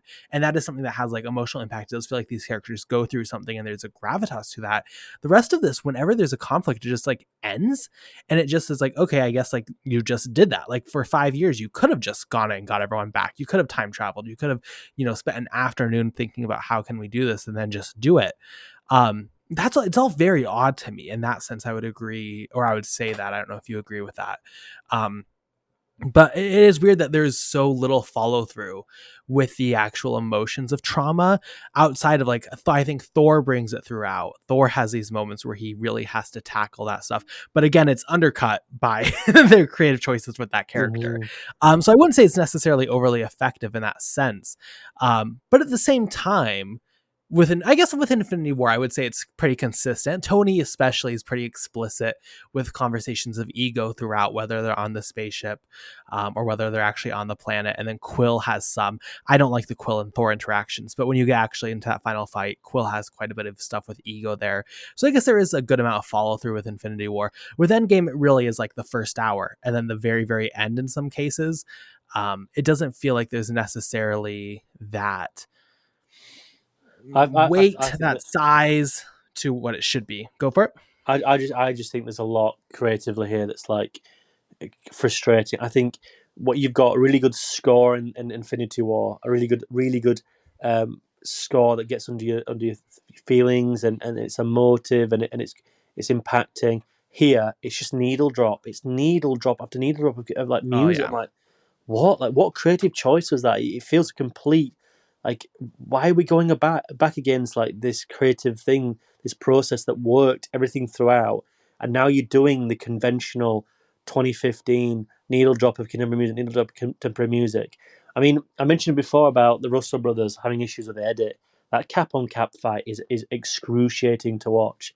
I mean, like, I want to like Tyrell someone like get my fucking fingers and put it in my eyes, like it's so poorly executed. And granted, you've got to go against not showing the double, but there's got to be more creative ways to do that than like an epileptic attack or sorts of like the edit just being bang bang bang bang. Like it's not even, and I don't use the epileptic thing to be a slight dig. I just think it's so confusing to watch, and I do think it's one of those things where like you're not allowing people to just watch something. There's got to be some sort of like effect for style, but like it's just hiding behind really poor craftsmanship. Another issue here, the amount of fan service here for the sake of being fan service is brutal, absolutely brutal. I mean, the fact that we're having to fight cap on cap, that's number one. But we're going back to 1970 something. Hank Pym's got to be there. Howard Stark's got to be there. Jarvis has got to be there. Like we were talking about all these characters in one place at the same time, and then Peggy Carter's there, and it's all just very suffocating. It all becomes very sort of meandering, in that these characters are not coming back. You just know, so it's this predictability, this conventional thing where it builds itself up, and it leaves absolutely little for the viewer to have any form of reflection, interrogation with the feature. You don't want to unpack it. It's all delivered on it very, very well. Whereas Infinity War, there was still a form of angst, manipulation, um, consciously through the filmmaking as well about what's going to get achieved here, how they're going to do it, how's Thanos going to do it. There was a form of unpredictability here. I think everything feels so documented and so narratively A, B, C, D, and it gets to the point where I find it very, very frustrating. I mean, we've spoke about it quite a bit, and I've tried to avoid it, but let's talk the last half an hour, last 50 minutes, let's say. I mean, it's a monumental achievement. It's goosebumps stuff, especially when Captain America picks up that hammer. That's really good fan service because it's been lifted throughout a lot and he's worthy. And I like that. That's quite interesting. And I like the fact that like he can do this forever. You know, he can do this. I like that it builds upon the character, the lore that we know, and that Cap, I'm on your left, and the portals up. That's goosebumps stuff. And when they battle each other, yeah, it's brilliant to get that on screen. But it's interesting that you have a set before it, the Avengers Initiative, just crumble into be the same sort of shit that it was like in the spaceship. There just seems to be a lack of texture. Everything's all dark there now. I don't know. It feels like there's creative choices of license to hide a lot of things, and there's the amount of continuity errors in that last battle with a small Ant-Man on screen, then he's huge in the background. I mean, just small details which, to me, you have to pick up on, and to be the blockbuster of the age, that shouldn't really be happening. And I also think there's creative liberties there where it's like sickening, like like all the female characters are just in one scene together, and I'm like, not only is that not really organic, I also find that quite patronizing. Give them a film. Don't give them 12 seconds. Give them a film. It's like you're giving us something and the audience eat it up. It's like, oh my God, that's incredible. And on the surface, yeah, it's quite fun to see all these female characters um, that have been sort of regulated to the side of have the moment. But give them a fucking moment. Don't give them 10 seconds. I mean, again, the Gwyneth Paltrow thing, like, she's in the suit. What? Like, what? What? Like, why? Aside from being like this fan service thing, who's looking after that child? Isn't the whole point of him risking his life to do this is so he can go home and make sure that kid's got parents? It just feels like it just feels again a dissonance to the thematic that it's trying to provide. Every case it pushes something. There's always something in the background for me where it's like, yeah, we're gonna do this instead, but you've just told no, but we're doing this instead. I know, but you've just told me we're gonna, he wants to save this kid, because he has something to go back for. So why then would that mother then go in? I don't know. Maybe that's picky. I do apologize if that's picky, but I just think there's details here that are so off. It really does unravel for me. I know it's sad, but it just does. I think that's very fair. I think a lot of those moments, like under the modern blockbuster kind of genre, like the moment with all the women fighting, does that feel very cheap and undeserved? And for this franchise that waited until after this to even give Black Widow it's her own movie, then artificially creates Captain Marvel as like a female empowerment superhero is kind of like even the gimmick of that character and what it represents. Does it feel disingenuous? Yes, but also like are there logical issues? Absolutely. But ultimately also like for what this film is trying to be, which is create that giant moment from a capital standpoint, like I get it. And I think you just have to like I guess maybe this is just one of those things where it's going to work for you or it isn't. And this is kind of like Way of Water all over again. Where like, if you just go in and you are okay with like, I'm okay turning my mind off because I understand the larger picture is to have all these characters on screen together in this final battle. So I can live with that.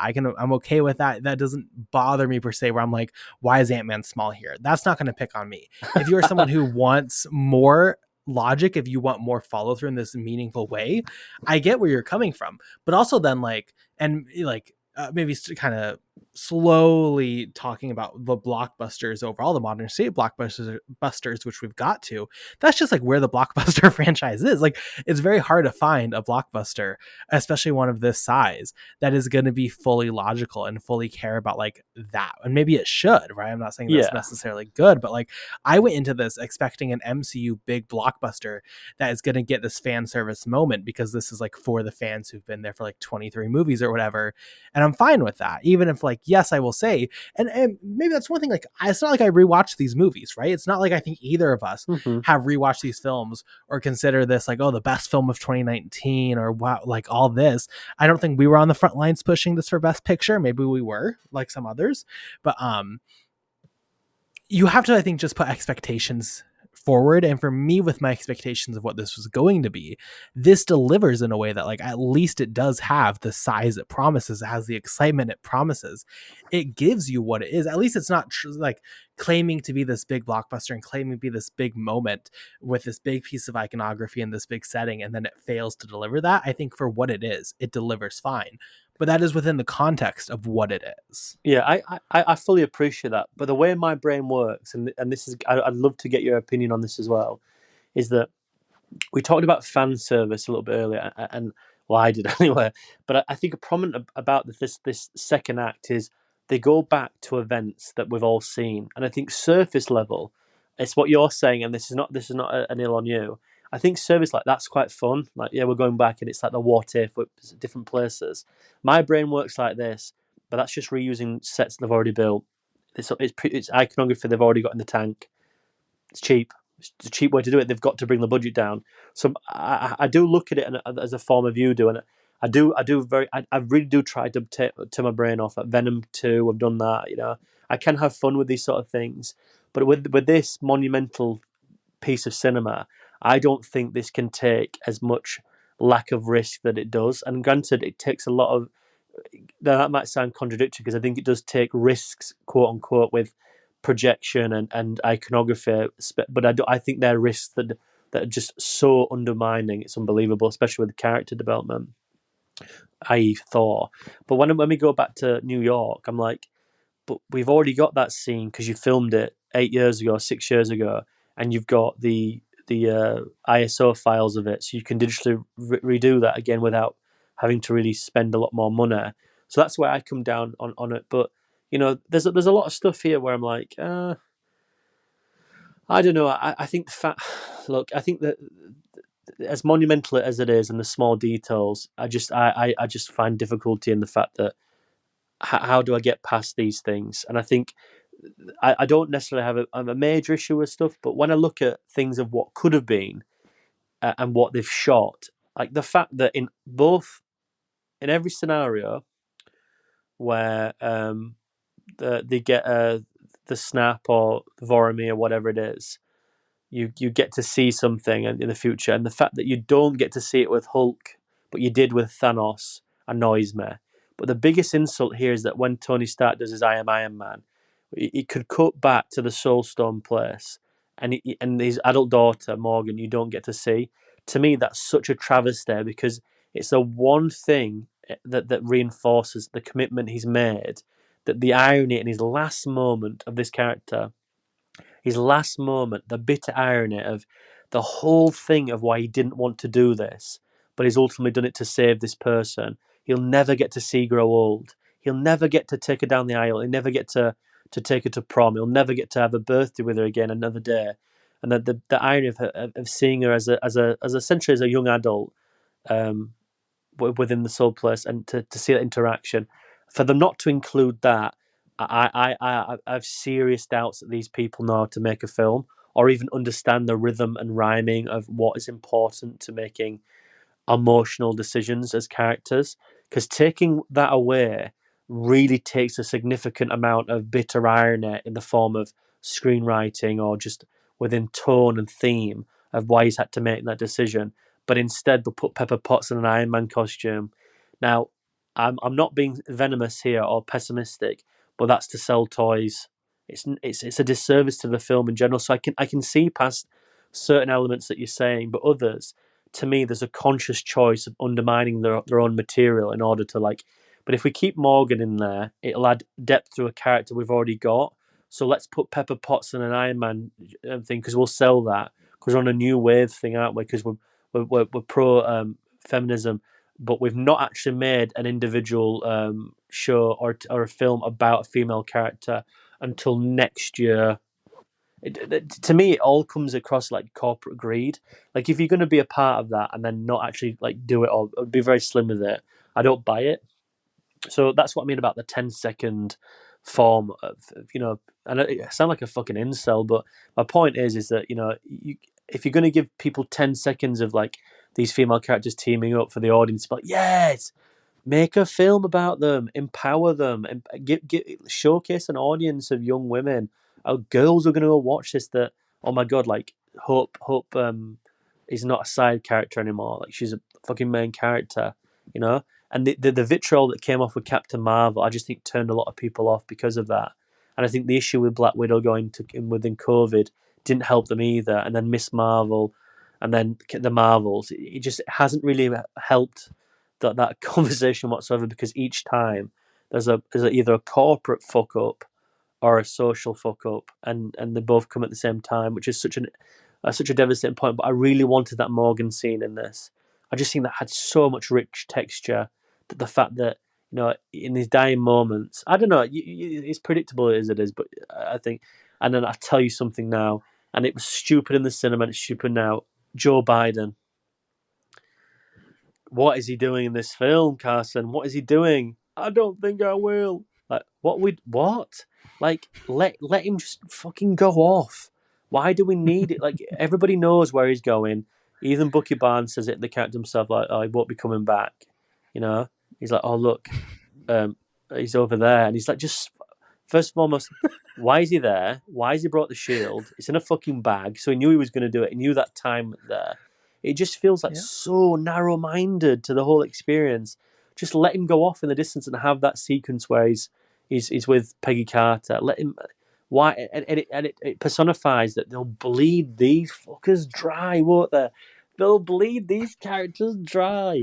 But why are we giving that sequence to passing the baton when he already did? Aside from like, but we need to give fan services. Old Captain America. I don't know. There's a lot of creative bankrupt decisions here. You're not wrong. And also, cutting the Morgan scene cut Catherine Langford, which is a decision I just cannot agree with ever. No, it's disgusting. Yeah, you're definitely not wrong with these decisions. I don't think any of those are necessarily like. Again, it's interesting. I want to say it was last week. Maybe it was last week with Way of Water with our Avatar reviews. I mentioned this compared to like Top Gun, or that film compared to Top Gun Maverick. Very clearly, this film does not have the emotional capability of storytelling and care and love for these characters as like a Top Gun Maverick or that type of film. Even like the original Avengers, again, not to keep going back to it. I would highly recommend, if someone revisited these, go revisit what the MCU was like in its like building stages. Yes. The love for these characters, the thought behind these characters, it's night and day, to be honest. Like, I really would recommend you go through, like, I think it's a fascinating, if anyone wants to talk about the MCU, watch Avengers, watch like Ultron if you want, watch the building pieces, because it is very different in how this film portrays its characters, how this film thinks about its characters, how this film writes its characters versus how it was at one point, and I mean that for the worse, for sure. I just think it depends. It's interesting how our brains work, because when you mentioned they go back to New York, all that is true. I was like, it's impressive that Robert Redford, they got out of retirement for it. Like, they didn't need to do that, and they did that. After he retired very publicly too. This is his last role, which is like, I don't know, say what you want about that, but that's like how my brain went. Is like, I do think where all that is true, undoubtedly. I also think it's one of those things where like, I'm okay with that, because the choice of going back to these locations, because it does add, I think, like a kind of poetic gravitas to it. Like, where else would this take place, right? You created these other planets. That's not new. You've explored, like, I think that is something new that they can do to add a certain weight to it. Similar to how they're going to bring back Robert Downey Jr. for Doctor Doom. I don't mind that, because it gives like something of weight to make it feel like a big deal. To it, isn't there? Right. So I'm okay with that. But I definitely also see where you're coming from. And I don't think you're wrong. I mean, that's one undeniable feeling with both Infinity War and Endgame compared to the original films, which, to be clear, this has always been a corporate side of things. Well, though, to be fair, like when you look at the original Iron Man, you mentioned what if Robert Downey Jr. was cast now? It's wild that he was cast in Iron Man at all if you look Yeah. into it. Like they couldn't get insurance for him. I mean, that was like a huge swing and a huge risk on its own. But this has always been a corporate animal, but especially these films, it begins to feel like the corporate company or whoever it is, whatever it is the one leading the decisions more than the Um, filmmakers behind the film. I don't know. For me, it felt like this was a very corporate entity compared to do you like mean even like Avengers. do you Oh, mean what like were you saying? they'd stopped being written by an individual and being written by a committer? Yes. Oh, I completely agree. Yeah. Yeah. No, for sure. Even like with like I think there was a sense before of like the actors really having I don't know how to say like again I don't know what like behind the scenes that all was, but it felt like these actors had some more commitment and like relationship to how their characters were portrayed and evolved. Specifically, I'm thinking like in the original Avengers. Here it just feels like it was a committee writing everything. But No, I don't disagree with that. I think one thing that I felt I don't mind creative decisions if they're out there, or swing balls, curve balls, whatever you want to say. I don't mind creativity. I think some of my favorite films are creative of how they project characters or what we expect to know about these characters. I think one issue with this is that because the Infinity War was so conventional, it was so predictable in a way that you knew that Thanos was coming down, that you knew what was going to happen. You knew that we're going to have a battle. You knew all this stuff, but because it was so unpredictable in the fact that where they left it off, which opened up Endgame to be this really unmanned, unmarked project in a sense of, oh god, what were they doing? What were they doing? How will they bring those people back? We know they're going to come back. They'll have to. It's a corporate greed, but the question always remained of like, but what did they do next? And I think for the 2 or at least year and a half of when it was a release, I think there's that really wonderful childlike endeavor of like, I can't wait for this. Like, how are they going to do it? And still to this day, what really bugs me is that we got this. And granted, they do again. I said they take risks here. They don't work. There are creative risks that are go back to one note, one dimensional archetype conventions. But what pains me the most is that they had such a jump to push off from and be like, we could do anything now. We could bring the Harry Styles in. They could have to go find Eros and have to fight him.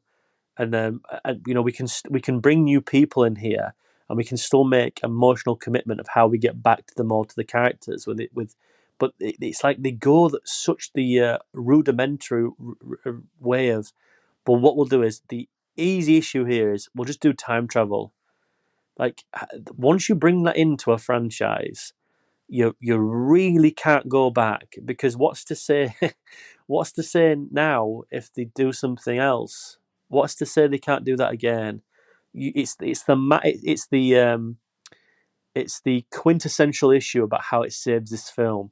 But the problem is that it causes a mass amount of problems later on. One issue they had at the beginning with Avengers was like, do you remember when I think it would have been Captain America Winter Soldier. It was like, why doesn't Captain America get all the Avengers back? And it's like, oh shit, yeah, like why wouldn't if they're all, if like he's in Washington with Shield, or what, the remnants of Shield, why wouldn't he get Tony back and stuff like that?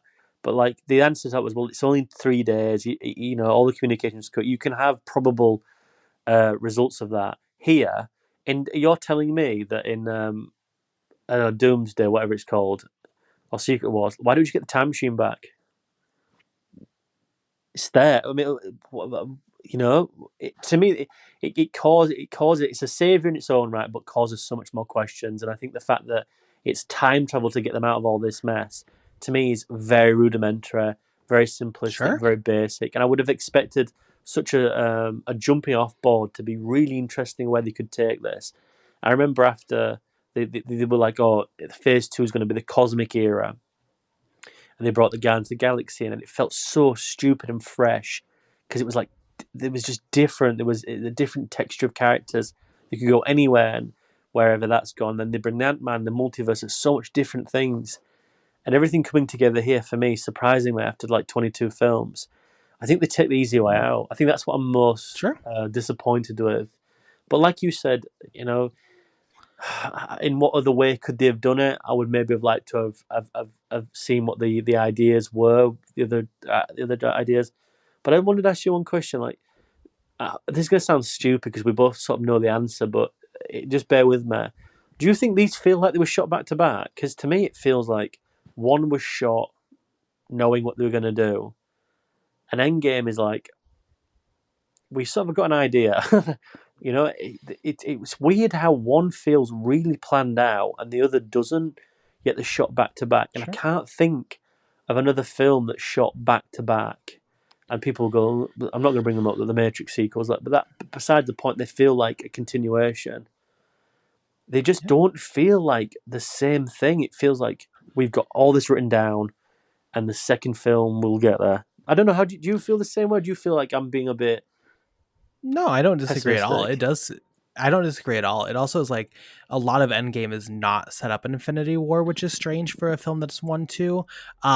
I mean, I would not discredit though also what you said about reshoots and edits and such. I do think that it does feel like you took a film and kind of chopped it up, tried to add some stuff and change the vision from what was happening on set. But no, I don't disagree at all. Were these actually shot like directly back to back? I would presume so, yeah, just to keep the budget I down. don't know fully.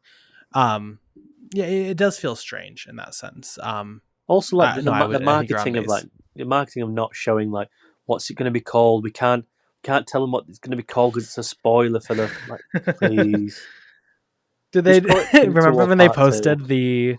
Remember when they showed The like black and white the picture. name? Yeah, that was pretty good. I'll admit. I'll admit. It's also just strange, like framing with like Captain Marvel coming out, because didn't Captain Marvel come out right before this? And then it was Quantum. It was not Quantum Mania. It was Ant-Man and the Wasp after Infinity War, and then it was Captain Marvel, and then this, which is strange. I mean, I remember when Infinity War came out, like it did lead to a lot of conversations with friends. Like, Doctor Strange said this is the only way. Like, what does that mean? Mm-hmm. What is Captain Marvel gonna bring that it has to be like the one right before Endgame? What's that gonna be? It doesn't necessarily pan out. I think Captain Marvel. I'll say this, and someone who like I really defend the Captain Marvel film itself. Actually, I think that's pretty Yeah, I'll decent. give positive Um, review. Yeah, I think Captain Marvel in this is like disastrous. I think it's awful.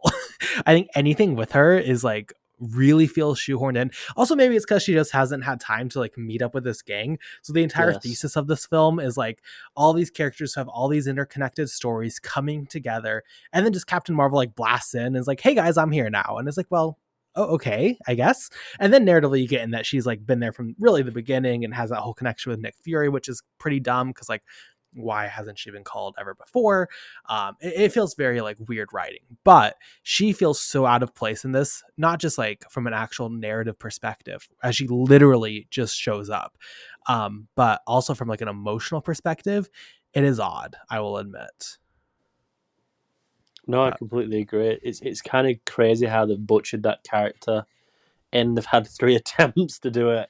Uh, I think there's a lot of this might get into the whole conversation about the MCU now, but it's interesting because I remember when this was released, there was a genuine conversation in the trades about should Kevin Feige step down or pass the baton on, and I've always thought it was really interesting then and now, because then I was like, I think he should do. I think he's made a monumental achievement. You don't necessarily have to stop it, but you can give the idea to someone else. But in the same way, I think it's unprecedented water now. Like to achieve what he achieved, and then to still produce another era on top of that, which we're getting to in the next 5 years. yeah, We'll go through this once again. I think that's unprecedented producing and craft it is. creation. The interesting aspect of Even it when, is that why is this being such an issue between part two and part one? And I think COVID is one staple of box office return not being very well. But I think a lot of stuff's come out in the press about the Joss Whedon things they weren't comfortable with. Then you've got the Black Widow that they weren't going to pay them residuals because it went onto streaming. She was going to sue them. It just came out like a lot more sort of the Jonathan Majors thing is another thing. It's like it became a lot less whimsical. I think it did at the beginning, and it became like what is going on here? The bigger they've got, the more the corporation they can't keep the lid on. And I think a lot of stuff's come out, but I think creatively they've taken the wrong risks as well. Like they've taken the risks in the sense of we'll get Chloe Zhao here, and we'll have a lot of natural lighting, right? But don't make it in such a boring film. Like the cat the Marvels, the first black female director, that Nia DaCosta, that's really creative. But at least she's not even in the editing room. Like what? You've got to allow these directors to put a spin on it. Otherwise, you're getting corporate committee, and it's the one thing they can't afford to happen, because if they do, it's one train destination to simplistic AI, isn't it? It's like let's Yeah. give the audience exactly what they want, and what nuances there left. There's nothing else. And it reminds me when Iron Man 3 came out in 2013. Like they played a really big risk with the Mandarin and Shane Black specifically, and it feels like creatively after that they had major issues of going into what James Gunn with Guardians of the Galaxy, which is probably the one that is the outcry there. But Winter Soldier felt, as good as it is in action, is a committee based feature because it's crafted by two directors who've got no idiosyncratic viewpoint or voice or creation or vision whatsoever.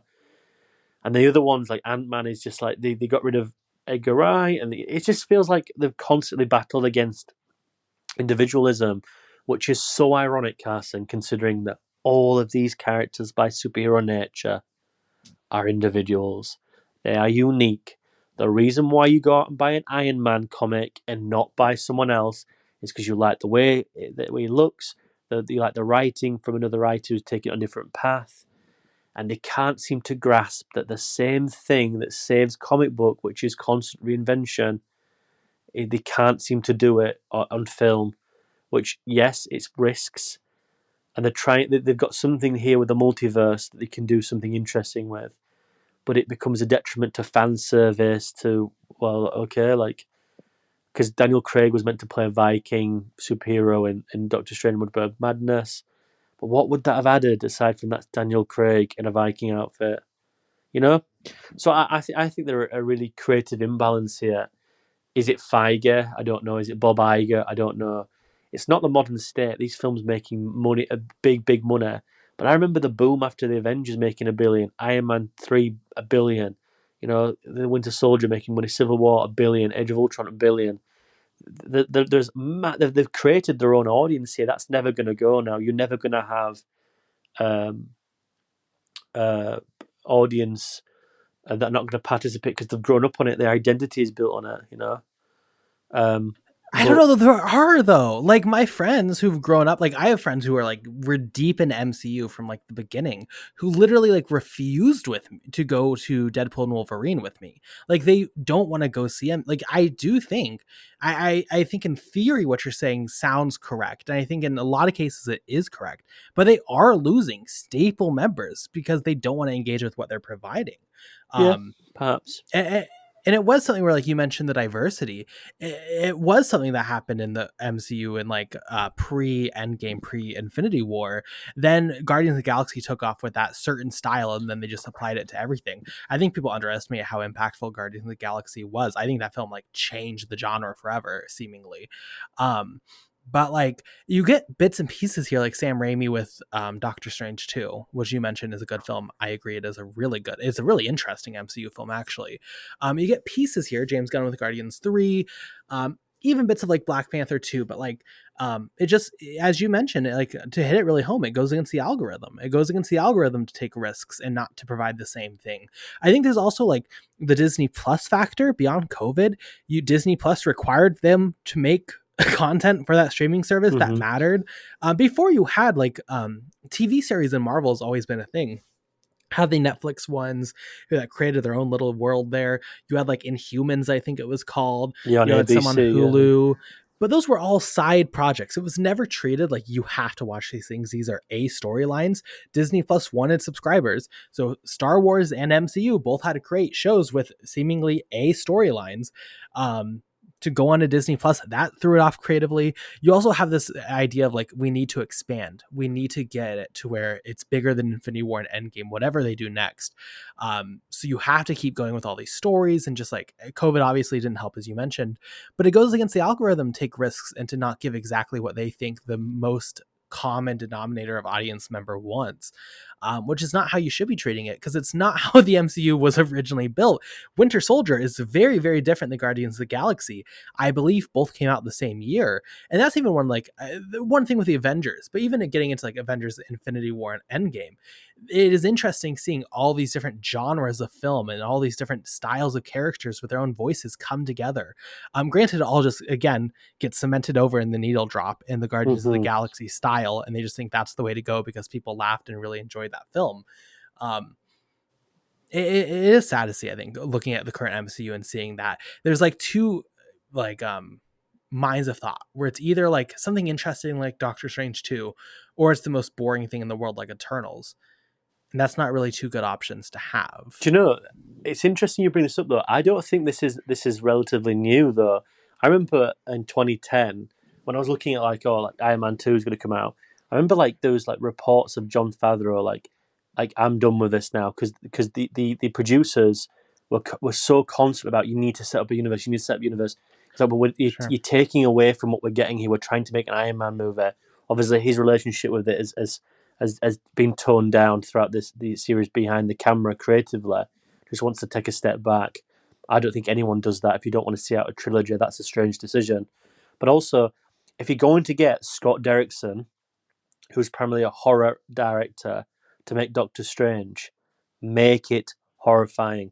If you're going to get Sam Raimi, right, and this is probably the only one where I think bar James Gunn, they've actually gone there, you have to allow Sam Raimi to go there. And I think they do on occasion with visualization in that film. And but even at the end of the day, you know, the telling thing here is that James Gunn made them a franchise that was like cosmic, very much had an identity in the Guardians trilogy. Granted, I think the second and third one, specifically the second one, like goes really off the wagon. The third one is making a very difficult film for the average audience, but I still think it's quite a compelling feature. Instead of staying on and being a producer and a creative input, he's just gone to DC and made his own universe, taking on Spider-Man, Batman. Like, I don't think people realize like how big of a steal it is. Bar what you think about James Gunn, which I think some of his stuff works, some of his stuff doesn't. I think his Suicide Squad thing is okay, and I think his first Guardian of the Galaxy is exceptional. His second two, like I said, are excuse me, hit and slight miss. Him going to a rivaling studio with things the way he can be creatively in distinctive.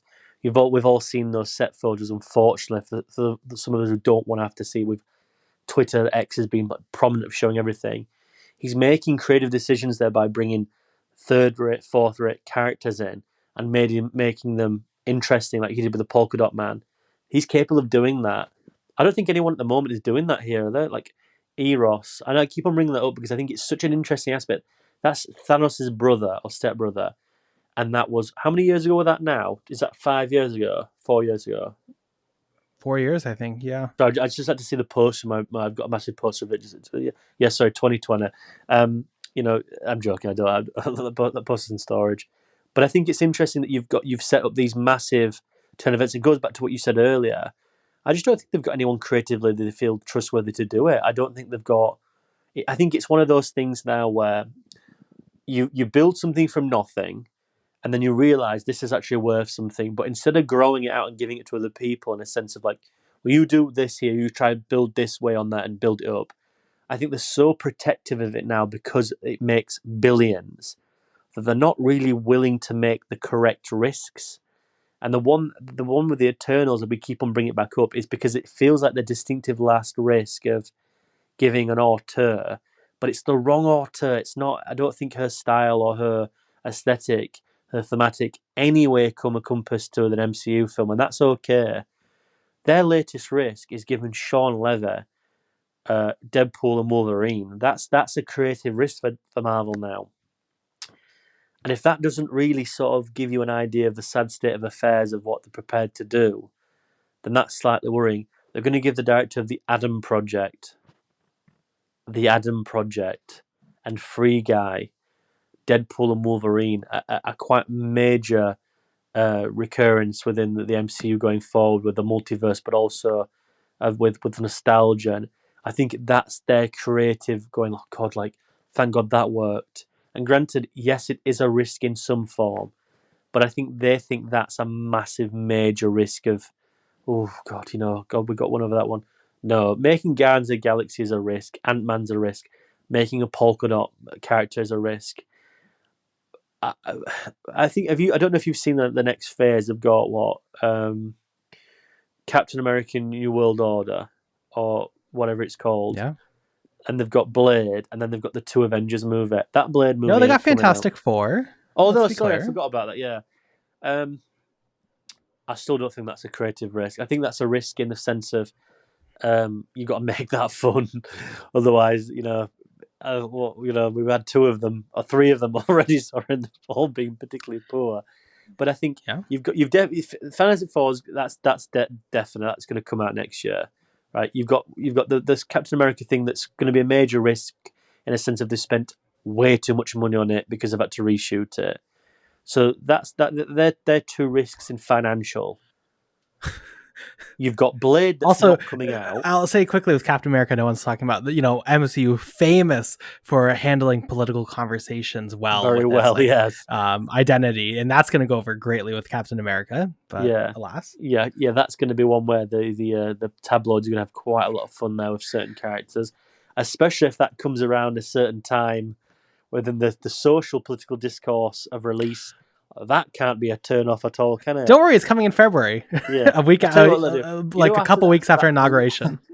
after that horrific time in November, where the country is in absolute state of affairs, with so one side has won, one side of the other.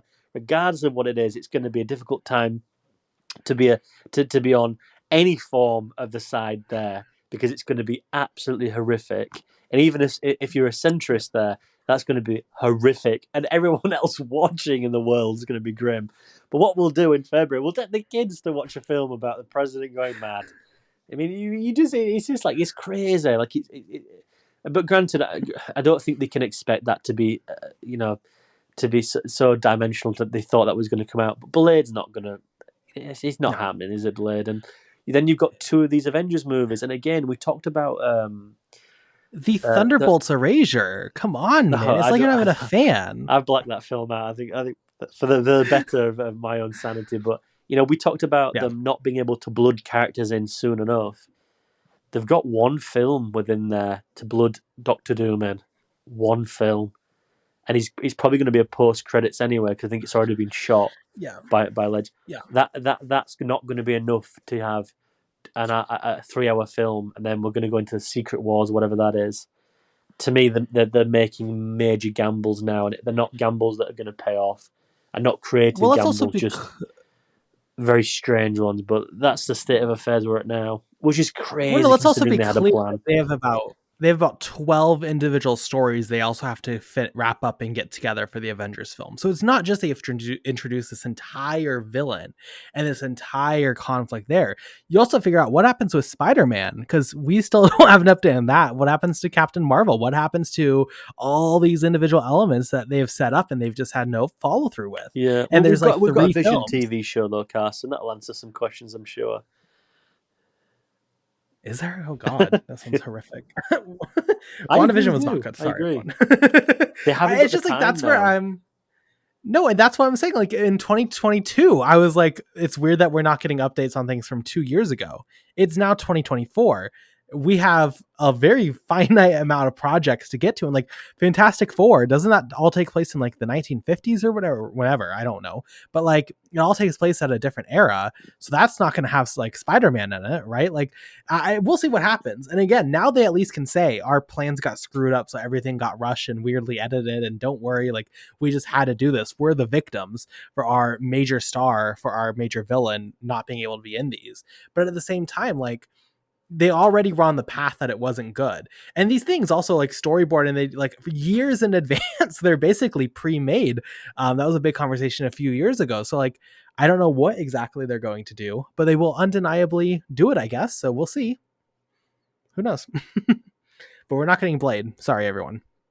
I mean, With that, I how think could you trust them go to for even it. do Blade as well? Like, what about vampires? Like, have you seen the 1998 film? You know,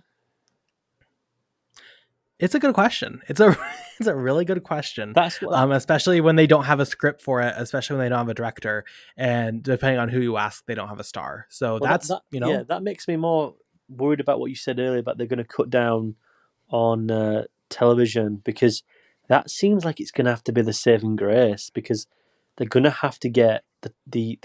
How can you explain Doctor Strange got a third eye? thank you. Yeah, I agree. A horrible looking Sam Raimi third eye. I don't know if you were on episode where I mentioned that. I think that was on we were recapping the year and talking about our favorite scenes, and I said one of my favorite scenes is when Sam Raimi, just as a fuck you to the MCU, gives him a horrible looking third eye that's like super stylistic, because there's no way they're going to keep that. But what do you do with it? Yeah, Who I knows? love that though. I do love that. um I wish they were all just like Doctor Strange too. That's like a perfect example of what these should be. But you know, it's okay. We have Eternals. And remember, there's that giant arm or body or robot or whatever in Eternals that's just on Earth and has been for like 4 years. And they're finally going to address it after Well, 4 years of just not being I've mentioned. So heard that that's going to be the source of adamantium within the new Captain America. But I heard a really good theory about a year ago, and I never mentioned it because we're trying not to really talk about these films. But I don't know if you know of there's a commentator, a film pundit guy called Robert Meyer Burnett, who's very deep into Star Trek. But he was on a show and he was talking about like this came up about a dissonance between all of the films coming out, and it was about Eternals, and he was like, "Do you know?" And this is quite funny to end on, really, because it tells the state we're in. But he was saying that there has to be a conscious decision for all these films not to feel like they're all in the same franchise anymore. And his theory was that because the big twist on the multiverse saga was that post what we've just seen in Endgame is that all these features are in their own separate universes and they don't go from each other, and that's going to be the big twist about we've got to get all these characters to be friends, or at least to come together. They don't know each other, which was introduced post Doctor Strange. His theory is that, and for a long time I was like, oh my god, that's so covert, that's so over. It's covert. I love that, but no, it's because they've actually got no idea what they're doing. And I think the fact that there was so much of an audience putting in an identity of why they were making these decisions, they were filling in the blanks for a franchise or creative team that generally had no idea what they were doing. And it is the same thing with the Star Wars sequel trilogy. I just thought I'd mention that because it was just interesting at the time. I was like, oh shit, that actually really works. But looking at it now, and they're just like, oh yeah, we've got no idea how we're going to explain that. I mean, maybe in 2 or 3 years' time when we're back here, which we will be to talk about these next Marvel movies, maybe they'll have a creative decision. But at the moment in time, what happened? I'll leave it on this. I'll leave it on this. I think what happens now until the Secret Wars film is going to be a bigger creative risk, a bigger monumental achievement of getting that right, and that's only 5 years, let's say, or at least 2027, let's say. So it's about 3-4 years. Is going to be a harder thing to achieve than everything that came before it. Everything. That's how difficult they're in a position now. I will Which say is I don't think the hiring of Robert Downey Jr. makes them feel very confident in their ability to like just create it from a story perspective. Even if I like that move, I don't think that they're necessarily have a lot of self-faith in that journey. well, it speaks volumes, doesn't it, by saying nothing at all. Well, we will certainly not be here to discuss the future of the MCU as it happens, but I'm sure we'll be back for like Avengers or something in the future. Yeah. Um, that kind of I think does it for Endgame. If you want to watch Infinity War and Endgame, they're currently streaming on Disney Plus, of course. And you can also catch up with all the MCU there. Watch all the shows. Tell me Echo's really good. I won't watch it still, but go watch it and let me know why it's important, and then I'll understand. You'll understand it in Secret Invasion, and I won't. With that, let's end this with our question of the week because it kind of ties into it. What is your favorite MCU film to date? Or let's just say MCU project, even. Why not? What is your favorite MCU project, Jack, that you've seen up to this point? I have a couple. It's hard because going back to the original Yeah. stuff, I've really enjoyed watching Iron Man 3. But I think I always really liked Ant Man. But recently, I think Doctor Strange, Multiverse of Madness, just risking it, giving it Sam Raimi, who probably, especially in a character that gets introduced with Spider Man, I thought was quite fun. But I think that is like probably the last where I'm like, what I'm so interested to see what the director can do. And I haven't felt that since then. I haven't felt anything like that. I've been the creativity behind the camera. That's probably the last time. Ant Man was how they're going to make this not be stupid. And I just thought Shane Black doing an Iron Man 3 movie. It's crazy thinking that they actually did that then, and it was really good. So I'll probably just say the creative features, but I'll go Iron Man 3, Ant Man, and I'll say Doctor Strange 2. But what about you? Well, thank God you didn't take my Eternals pick. Oh, I forgot about it again. Sorry. I do think as I is ages, Doctor Strange 2 is like really climbing my list. I'll split it between like, I'll say Civil War, I think is really, really strong. I know some people really hate that film. I think for me, it provides like both the blockbuster side and also like a really interesting kind of moral question, as you have to kind of decide who you agree with and see the nuances there. I like it. I like Civil War a lot. But for me, Guardians of the Galaxy 3 is my pick. I don't know Why? why that film just for me is like perfect. I watched it with like the worst expectations because I'll be honest, I don't really find much joy in either of the Guardians films up to that point. I'm not a big James Gunn fan. I think the Suicide Squad is awful. I'll be honest. So I was not excited for this film the slightest, and I like was fully blown away. I think that is from a director who's so clearly and an actors and a crew that truly loves those characters and wants to give them a send off.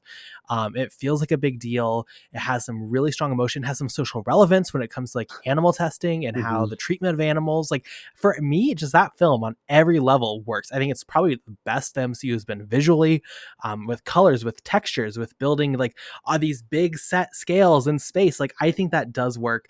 I think it's very funny. I think it all comes together to be like the perfect MCU film. For me, it's easily the best MCU film. But Can I just tell a quick go story for it. here? It's quite sad, but I think it's very important, right? My mum and dad have no idea about these movies. I think they've watched Infinity War, but they've not really watched anything in this franchise. They don't really care. They love the first two Guardians of the Galaxy movies. They went to the cinema to watch Guardians of the Galaxy 2 all by themselves, which is like they don't do that.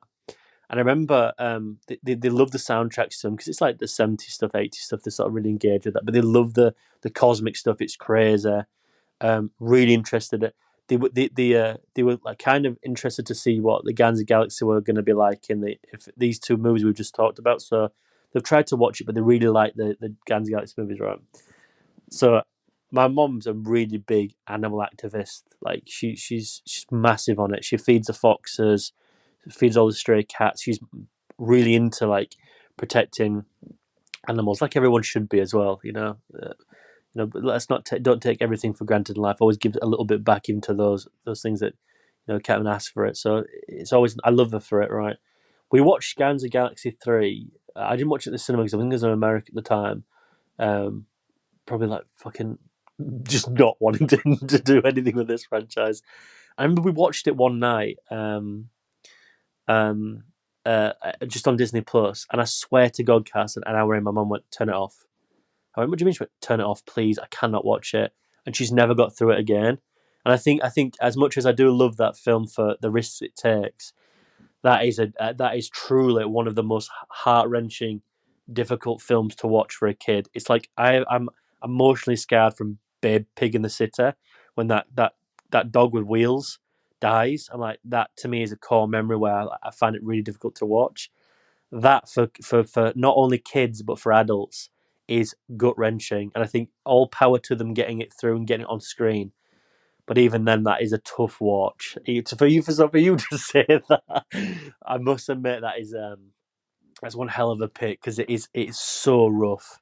Not in a negative, but it's it's a challenge. It really is. It is. It's a Yeah, risk, though. absolutely. Yeah, it's for me, I would describe that as just being an inspired effort in like every way, which Mm. is not something in the modern MCU, especially you see any inspiration to give any real emotions or any real social commentary. Like I think it is an inspired film. So that would be my pick. And you can let us know your favorite MCU projects on email at clappercast@gmail.com or just on Twitter. I would love to hear your picks and why we're wrong about Eternals. Please tear us apart and write us a 2,000 word essay on why Eternals is the best MCU film. Jeez. And that's also going to do it for our Summer of Blockbusters series. Jak, thank you so much for joining me, Oh, both at thank you very home much and for Jak, inviting you on me. the call. I have loved this franchise, this series. It's been fascinating seeing the evolution of the blockbuster, for better or for worse. I would highly recommend at home, if you haven't seen them, go watch all of them. Even give a couple months to or a couple dollars to our Patreon for a month and check out our Jurassic Park and like our Lord of the Rings episodes on there. I think it's very fun to have this where it's been like this narrative build leading to Avengers, which, better or worse, here we are. With that, let's go to our rapid reviews. Anything we've seen recently that we haven't talked about on the podcast? Jak, take it away. I'll What be have really you quick. watched this week? Hopefully it's better than last week. Yeah, I'll be really quick here. But I just want to mention to anyone out there, Carson programs this all himself. You do a brilliant job. Everything you've done here, you've programmed throughout. You've had thought through it. You've entertained. You've done. It's been a really good summer programming, and to have me on and to just having to listen to me waffle and sit there and edit it down. I just want to say thank you very much for what you've done throughout the podcast here, but also just allowing me on here. So thank you very much. I hope everyone can see how much you've achieved doing this. And I've not had one Sunday recording session where I've thought, oh shit, I've got to do this. I've really enjoyed everything, bar Endgame, but it's still really fun to talk about as much as it's been negative. But it's been a really good session, Carson. So thank you very much for inviting me. I can't thank you enough. I haven't really watched anything bar and prep for this because I've been doing some reviews that we'll talk about a little bit later on in a I think another podcast. So um, I'll be very brief. I did watch the Napoleon Director's Cut, but that's all I'll say about that because we're gonna do something special for it. I watched an Elijah Wood double bill. This is random programming here. There's nothing to this. So if this sounds scattershot, it's because it is. I watched Come to Daddy and Grand Piano. Loved both of them. I think Elijah Wood's stuff in the background, his independent stuff's fascinating. Come to Daddy, a really cool, nasty little revenge story that takes a massive twist and has really weird parts to it. Uncomfortable, engaging, dark, very, very violent, really good fun. Grand Piano was exceptional in the fact that very independent feature. The camera works tremendous. For an hour and a half, you think how they're going to keep you engaged as an audience member. Fabulous concoction of intensity and atmosphere. Um, Very much its own type of film as well. It gives you as much as you need and then leaves a lot for you to have like a processing about, especially with its twists and turns. Really good. Slightly on your recommendation, but because I was doing the Alien August, I did watch two cuts of Alien vs Predator. I watched the open mat theatrical. I watched the unrated, and the extended unrated, and the latter of which is really quite fun. But there's creative choices in that really weird me out. I don't know if you can remember this, but do you know when the stuff starts to shut down in the actual pyramid, and there's two Yeah. characters, the blonde woman and there's the other guy who's in the orange, right? And the eggs come up. Have you ever noticed that I've had to say this to someone because it's been fucking really doing my head in. He moves the camera slightly to the left because he forgot to fucking block the scene where the egg comes through and you can see it because it's slightly hidden behind one of the characters. And like if that doesn't sort of echo the issue of Paul W. S. Anderson, I don't know what else would. I've watched She Hate Me, the Spike Lee joint on Uncut Gems. We've just recorded that really interesting conversation about sexuality, transaction through America. Not one of his best, but I really do highlight anyone to go watch it. Very sexual, very sensitive, very sensual type of feature. And not that I'll go into it, but I did watch the Iron Man trilogy, all alternate cuts, Jericho fan edit, at its core edit for the second one, Extremis fan edit for the third one. I watched a Tomahawk cut of Incredible Hulk, which is the director's cut of it, essentially 2.5 hours. And I'm just currently watching the Avengers, so I've just been MCUified, Carson. So please, I'm desperately wanting you to say Ozu, Schrader, whatever you've got here. Please give us Oh, hold on. some good food. I might give you some of that. I will just quick say I watched Avengers and Civil War. Don't really need to get into that because I already did. Watched a lot of weird random shit this week, to be honest. I ended up finally watching Amadeus. I watched the director's cut. Fantastic film. Wow. Especially the directing as far as the composing scenes. Really, I think were just spectacular. Quite emotional. Happy I watched the director's cut because apparently it is way better than the original. Haven't seen the original cut. But I greatly enjoyed that. I also watched what else did I watch? I watched why is Letterboxd glitching right now? I watched a 1994 queer film called Wild Reeds. This is during the Algerian War, where a teenager discovers he is gay and has to deal with his sexuality. I thought that was quite a emotional watch, quite a powerful watch. This is one that's been on my watch list for quite a while. Happy I finally got through that. I finally watched The Adventures of Priscilla, Queen of the Desert, which is an absolutely hysterical queer little gem. I've never seen this. So happy the costume design got an Oscar because it's fantastic. Just quite hilarious. If you've not seen that and you just want like a really fun time, would highly recommend. I watched Scorsese's Alice Doesn't Live Here Anymore, which I asked you if you watched it and you haven't, which I'm like somewhat sad about, but also happy because that means one day maybe we can do a ClapperCast on it. One of the most interesting films in Scorsese's filmography by far. Almost feels like he pushes the drama in this so far, it almost lands into camp territory at some times, where like there are bits and pieces here where it almost starts to feel like a John Waters film. The camera work is fascinating here. The ending is super interesting because I think with what it's going for, it doesn't work at all and it's super undeserved. That's like the big area where the film feels like it fails. But then if you think about it longer, you can almost like recontextualize it to yourself. I'm being kind of vague here, not really making sense because I don't want to spoil it for anyone who hasn't seen it, either on the call or at home. But definitely like a fascinating film I would highly recommend. I watched Going My Way, the 1944 film that won Best Picture. Was not good, about a preacher who's just like comes to this town who are like all sinners, and he gets them to believe again. It's this very basic film, but I feel like weirdly frustrated by the conversation with this. I know especially our friend who I love dearly, Jak Flash, like hated this film and rinsed it and was like, this is one of the worst films to ever win Best Picture, and I can't believe they did this. What a stupid like Academy that shows just how like oblivious they are to the world around them. Which is true. It's a bad pick for Best Picture, but I feel like people do not understand what like an Oscar for Best Picture means and is. For the time this releases socially, it makes like complete sense why this won Best Picture. And I think it's probably one of the most intriguing and interesting films to look at as far as that award, and like what actually does it mean to win Best Picture? What is it actually representing for society at the time? Spoiler alert, it's never been what is the best film of the year. Now it's just a political game, but like back then, specifically socially, I think this film is really interesting to look at from the angle, even though the film itself is not good. I watched Disney's 20,000 Leagues Under the Sea from 1954 for its 70th anniversary. Second half is better once it gets to the actual adventure. The first half is boring as fuck.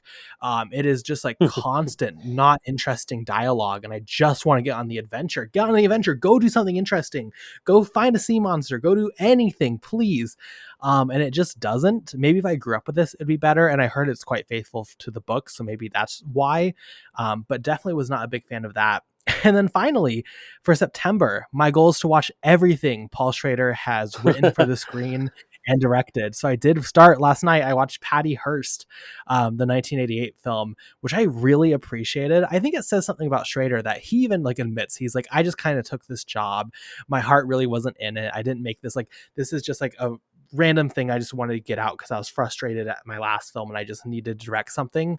And he adds so much interesting choices with directing and with story, looking at the breakdown of identity and will due to violence and how that can change you.